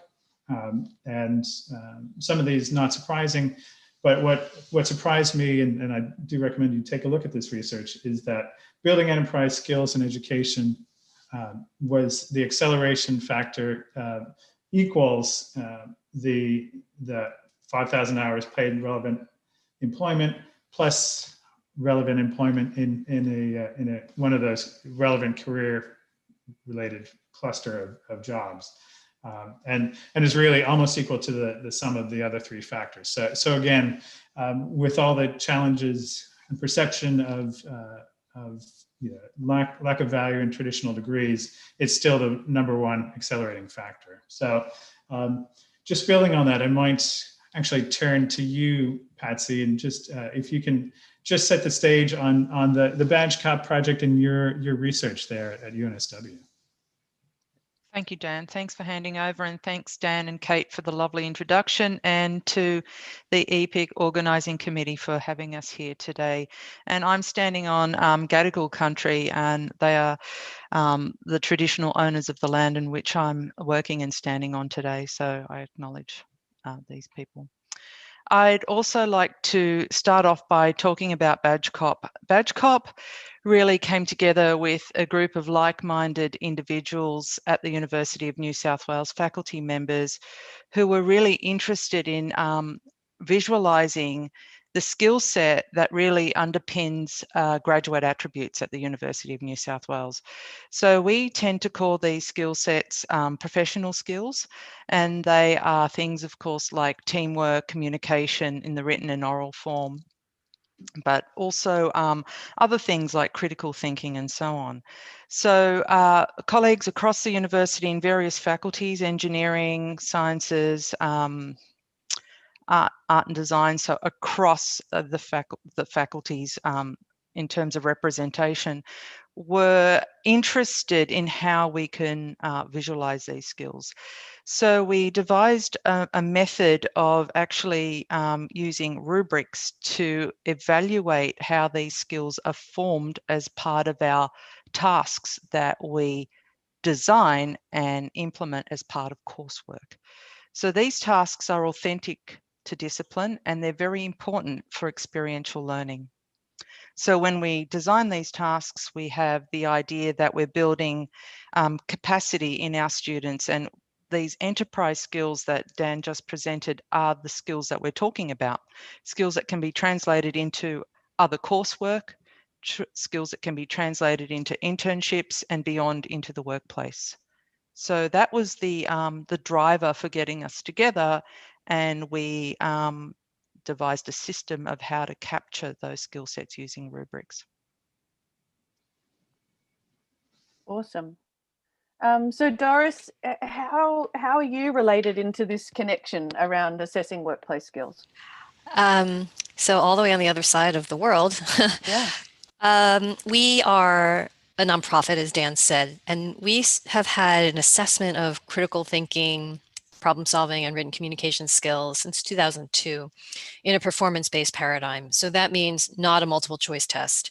The students actually have to demonstrate skills in these areas and create a cohesive argument for a problem that they're given that represents some kind of real world. We try to make the scenarios for them as authentic as possible. So for college students, we often put them in the position of being an intern or working in their first job after they've graduated from university, or work for a class that they would have to put together a final report, as an example. And they're presented with a problem. Everything in these assessments are domain agnostic. So we are looking at these skills holistically and not measuring students' content knowledge. You don't have to have knowledge of specific science, math, humanities topics in order to do well, because everything is presented to the students within the document library for a particular problem. And we make them engaging for students so that they feel like the thing that they're doing in this task is meaningful for them. And then the results that they get on the back end is how we became connected with Dan and his team. We award badges for performance based on a standard setting study where we establish levels of mastery. So if students are proficient, accomplished, or advanced, they earn a badge. But up until now, it's never been a digital badge. It's just kind of been like a virtual sticker that they can use.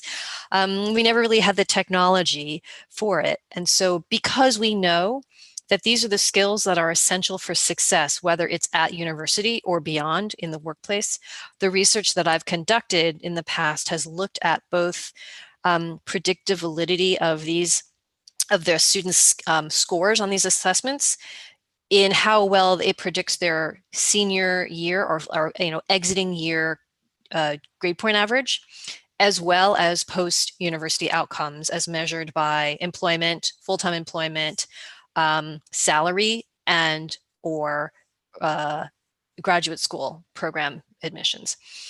And so we've always known that these are important skills, but we've never been able to formally show that this is a way that validated their skills. And that's where Dan came in.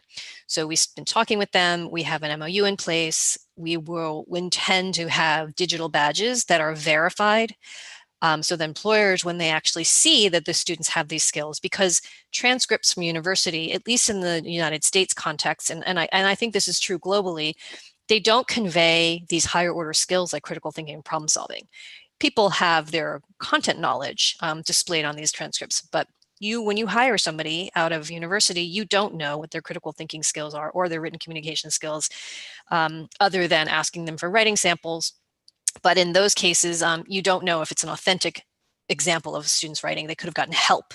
So these badges will offer a verified way of saying that this is a merit badge, right? So you have mastery of these skills, or you're proficient, etc.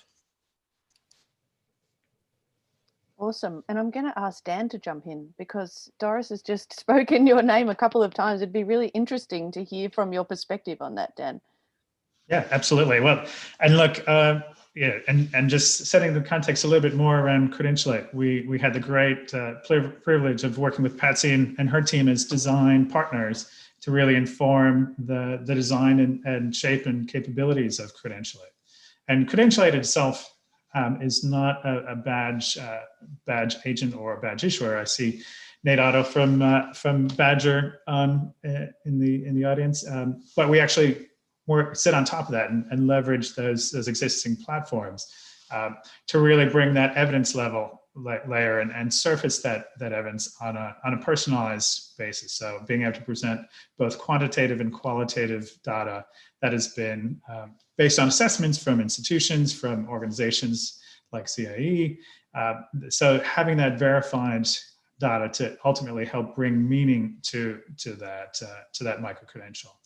So that's really the space that we play in, and I'd say that the partnerships with both UNSW and with CAE and others are quite natural, so that we are not assessment experts, we are not education experts, but we're providing the platform that enables that flow of information, and ultimately it's then about giving the learner a voice and the ability for them to articulate what those skills, what those really workplace relevant skills are that they possessed. It's wonderful, and what an amazing partnership. I think that you know, that this kind of connection is the way to actually make a move in any kind of disruptive space like this. So Patsy, in terms of the kinds of skills and graduate attributes, and you thinking about workplace skills, then how are you tracking and assessing those? What is it that you're doing specifically? Okay, so Kate, I'll just use teamwork skills as the example. We used a whole lot of different skill sets that various faculty members were interested, like in, for example, creative thinking. But teamwork skills has been of interest across the university for a while. So what we've done is, look, a lot of our assessment tasks measure teamwork skills, but somehow it's buried within a marking criteria set or a rubric. So what we did is we expanded on that marking set, and we adapted an AAC&U rubric on teamwork and adapted that for our own context and applied that to our assessment tasks that were really based on experiential learning and authentic to discipline. So the team adjudicated on that rubric, decided that was appropriate, and we applied it and evaluated our students. So we were able to capture that quantitative and qualitative data that Dan mentioned. And the data piece has been the bit that's missing behind the badge in our mind. So when you have evidence that students and faculty can talk to, it's very powerful. So the badge becomes a vessel, a container of information that is very transportable across context.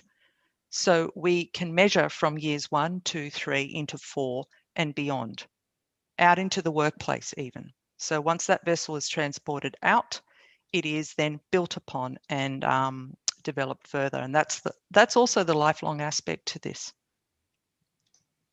It actually becomes a piece of data in its own right. And continues to kind of collect and transform and regenerate in other places. Correct. Yeah, great.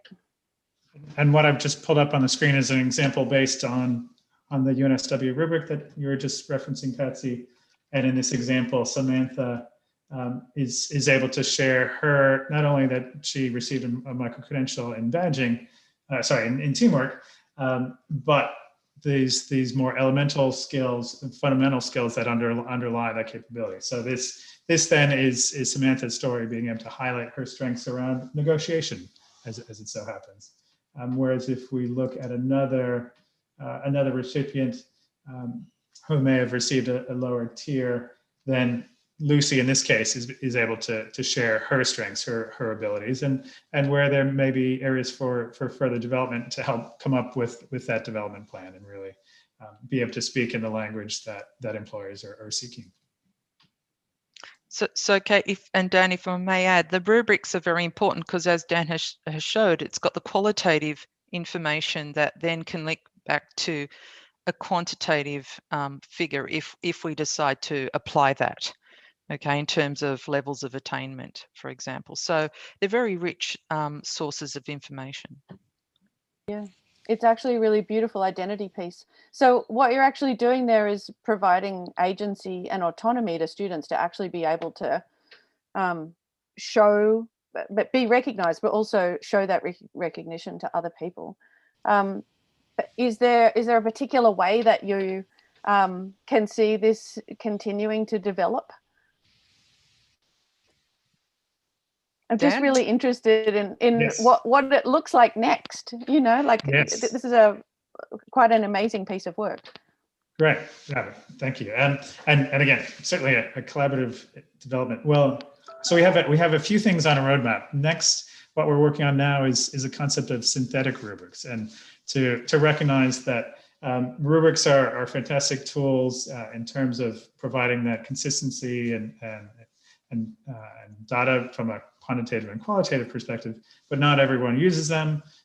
So really to look at how can we synthesize or create rubrics out of other items within a gradebook, or even pull in data from multiple subjects or courses or ultimately multiple data feeds. So pull some from a learning management system, pull others from an assessment, pull other data from a work integrated learning platform, so to really enable the organizations to assemble that meaningful quantitative and qualitative evidence. And then so that's tomorrow. Next week, the day after tomorrow, in our big plans are, really the concept of a skills passport, so that as each of us journey through our career, that we have formal and informal learning, we have formal and work practice, as well as organizations and many other activities. And so how can we work with other organizations to build that concept of a skills passport, and ultimately provide people with this sense of transferable skills that they carry throughout their lifetime. And to that end, we've joined the Open Skills Network, because we recognize something like that is much, much larger than just Credentialate or Edelex. And that is truly a global initiative, and other organizations like Concentric Sky and MC and many, many others are contributing to that. So yeah, we look forward to hopefully helping make a meaningful contribution in that regard as well. Great, thank you. And so sorry, Doris, you go. I was just going to say, and this is what was missing for CAE, and we're seeing this in a much larger context, rather than just having this be domestic within the United States. We have clients internationally. Most recently, we finished a project with the Ministry of Education and Culture with Finland, and they're very interested in badging because they want to know how everyone knows how well they do on PISA, which is the 15-year-olds, but they don't know how their higher education students do. So they want to be able to badge and give credentials for their students coming out of higher education institutions. And this is the perfect way to do it. Yeah, I was just going to ask you a question about how CAE's relationship to evidence is, but you were just touching on it there. Yeah, and everything that we have is rubric based, and so the badges that are coming out of Credentialate for the CLA Plus, which is our assessment, will be based upon the rubric, and also hopefully have information on how students can improve. So showing their strengths, but also identifying areas of improvement. And if a student, for example, is being assessed as they enter university and then throughout their career and tenure during university, their skills, you would imagine, would improve, and you could see this growth that they would have in terms of their learning gains over time. Fantastic. Did you want to add anything into that, Patsy? That's super important, because the awareness building is, I think, the other piece that's missing. We've always been somehow building skills into coursework and into our students as they develop through the courses and learn. But the awareness of how that happens and how to talk about it has been missing. So with something like the Credentialate platform actually allowing visualization of a badge that is informed by data, students have a conversation piece, and that is transferable, not only throughout their university degree program, but beyond. So when you go out into the workplace and you're a student being interviewed for the first time, it's more than just saying, I can work as a team. You're now saying, I have negotiation skills, I'm adaptable. These are the criteria I was evaluated on. It's been warranted, it's been verified. I'm ready to work in a workplace according to the criteria that have been presented in a job application, for example. So they've got that piece of, that conversation piece. I think that's very important. That's very true, Patsy. When you look at job descriptions, you typically don't see, can you do differential equations, right? It's having skills that are these higher order skills that they want. Those are part of the job description. And now this is a way to showcase your skills. Yeah, so they're probably the skills that have got students through this moment in time. They're not those disciplines. Absolutely. They're actually self-efficacy and these kinds of abilities to work in teams, to collaborate, to shift and to deal with that pivot. I think it would be fair to say it's gotten us through this time where we've worked on our communication skills and teamwork and having to come together under duress and reimagine who we are. So our students have been watching that, and then we're modeling that for them now, and they're saying, okay, this is how it works, right? So how are you meant to speak in an interview when you don't really fully comprehend those criteria that are in a job application? Right? It makes it very tricky, right? So bridging the gap is super important. And when COVID, is forecast to cause the loss of nearly 200 million jobs around the world, how then are these new graduates supposed to compete and differentiate themselves? And it is only through those skills and giving them that voice and ultimately helping support that optimistic mindset, coming back to that Foundations for Young Australian research.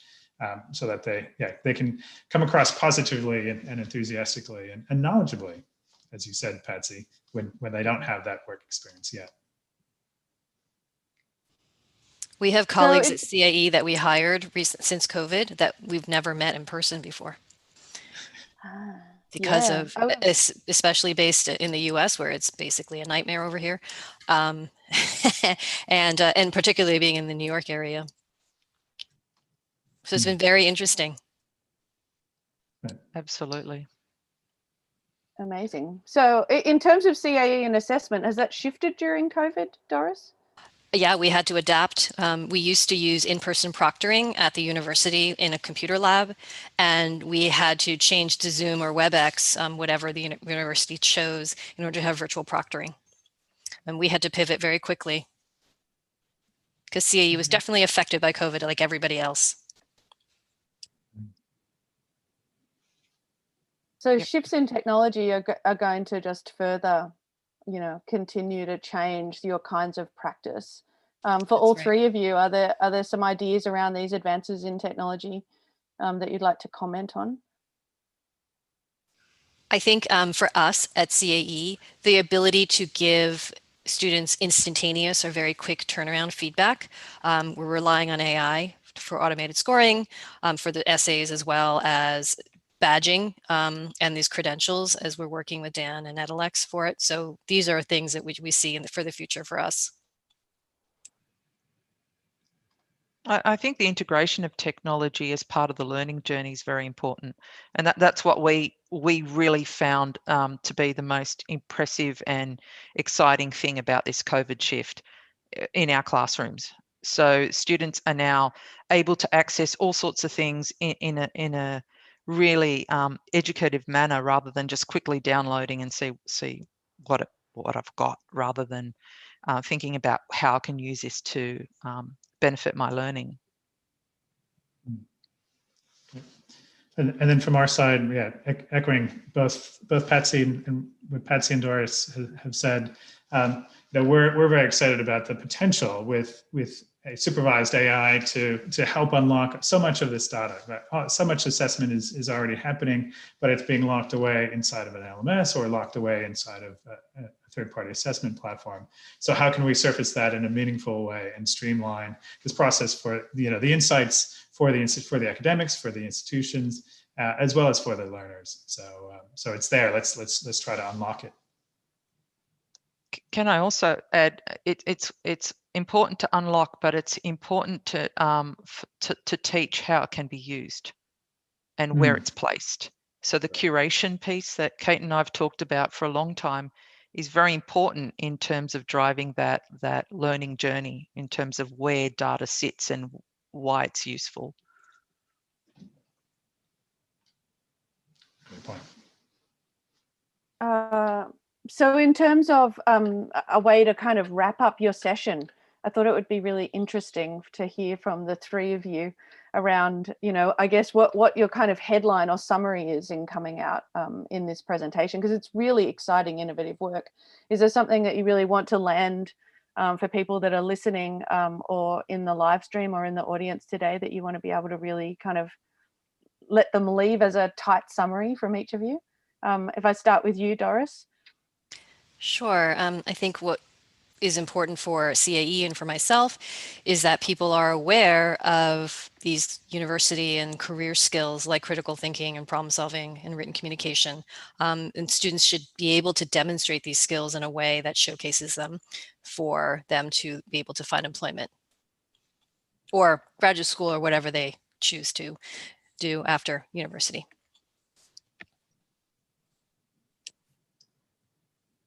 Patsy? Okay, so I think that a badge or a symbol of learning professional skills is really accessory to and integrated with the traditional academic transcript. So it's a package. It is not a separate vessel of information. One informs the other, and it should be viewed that way. And it should be verified, warranted, and transferable. Wonderful, thank you. Dan? Perfect. And I would just say it's all about putting the learner at the center. So we have these fantastic educational institutions and resources and systems and accrediting bodies and assessment organizations. But ultimately, yeah, what can we do to empower the learner, give them the knowledge of and help them learn their voice, so that they can articulate that, not just in finding their first job, or first full-time role, but really throughout their career, and think about those skills and lifelong learning and how to best put them to use. Amazing, thank you. Are there any questions either in the audience that you want to ask live? We've got a small team, so we could do that, or to put it in the chat. Andrew, hello. Kia ora, everyone. Kia ora, Dan. Good to see you again. Yes, pleasure. A lot of the work that has been discussed today is similar to some of the stuff we've been playing with in New Zealand around assessment of capability, as we call it. But I'm keen to sort of see what thoughts the panel had around the evidence that, or the material that a learner may have that sits outside of the formal academic realm that is still rich and representative of skill or capability, and how that can be effectively woven into this very academic assessment process that we've all sort of been working with. And I'm keen to see what the thoughts of the panel are around how you address that. Can I start by saying ePortfolio? Our almost second, if not equal first favourite thing. The ePortfolio is very important for demonstrating both professional and personal development. So all the external things that people do are and should be integrated within that story. It's a narrative. One informs the other. It's just a bigger ecosystem of skills being developed. So it's very important to have an experience in a workplace that sits outside your formal learning to come back in and inform what you're doing in a teamwork assessment task, for example. And from my perspective, because the transcript, the university transcripts gives you the academic information, but you don't see these higher order skills like critical thinking and problem solving. And so what an assessment and a credential badge would provide is this information of what do you know outside of math, science, literature, etc. Can you problem solve? Can you figure out can you find a solution for an issue that you're presented with, and then effectively communicate your solution to an audience, whether it's your manager or a professor or a larger audience, etc. And then I'll jump in with a two-parted answer. First, RPL, recognition of prior learning, is something that's obviously been used for quite a number of years. So I think that's, those artifacts help build that. And I know there are a number of organizations that are providing those RPL services to review those resources. So I think that's one aspect where that RPL can then be reflected in a microcredential or a badge. But then from the portfolio or ePortfolio perspective, I think there's a time and a place for the actual artifacts themselves, as well as for synthesize or assessment of said artifacts. So there may be different people or different times where someone will want to have that higher level assessment versus wanting to do a deep dive. So having that dual strategy and having those those pieces of evidence available in things such as an e-portfolio can be very helpful as well. Great question and answers. Thank you. We've hit our time, but I just want to see if there's any other questions and any other discussion that you want to happen. I don't need to run yet. Some of you might need to, so I want to do a very big thank you. I'm very much looking forward to seeing this wonderful little presentation hit the world so that we can continue to broaden the discussion around this chasm between education and employment that I think seems to have broadened even further because of COVID. I think, we're actually at a really exciting point where we might actually be able to see a paradigm shift. I hope so. And yes, and thanks definitely, Kate, for moderating, but huge thanks to both Patsy and Doris, especially Doris, and you're giving up part of your evening in New York City. So thank you for that. Much appreciated. And It's really been my pleasure. Thank you for having me. Appreciate the different perspectives. Thank you. Thanks. We're quiet on the home front. I'm going to stop recording.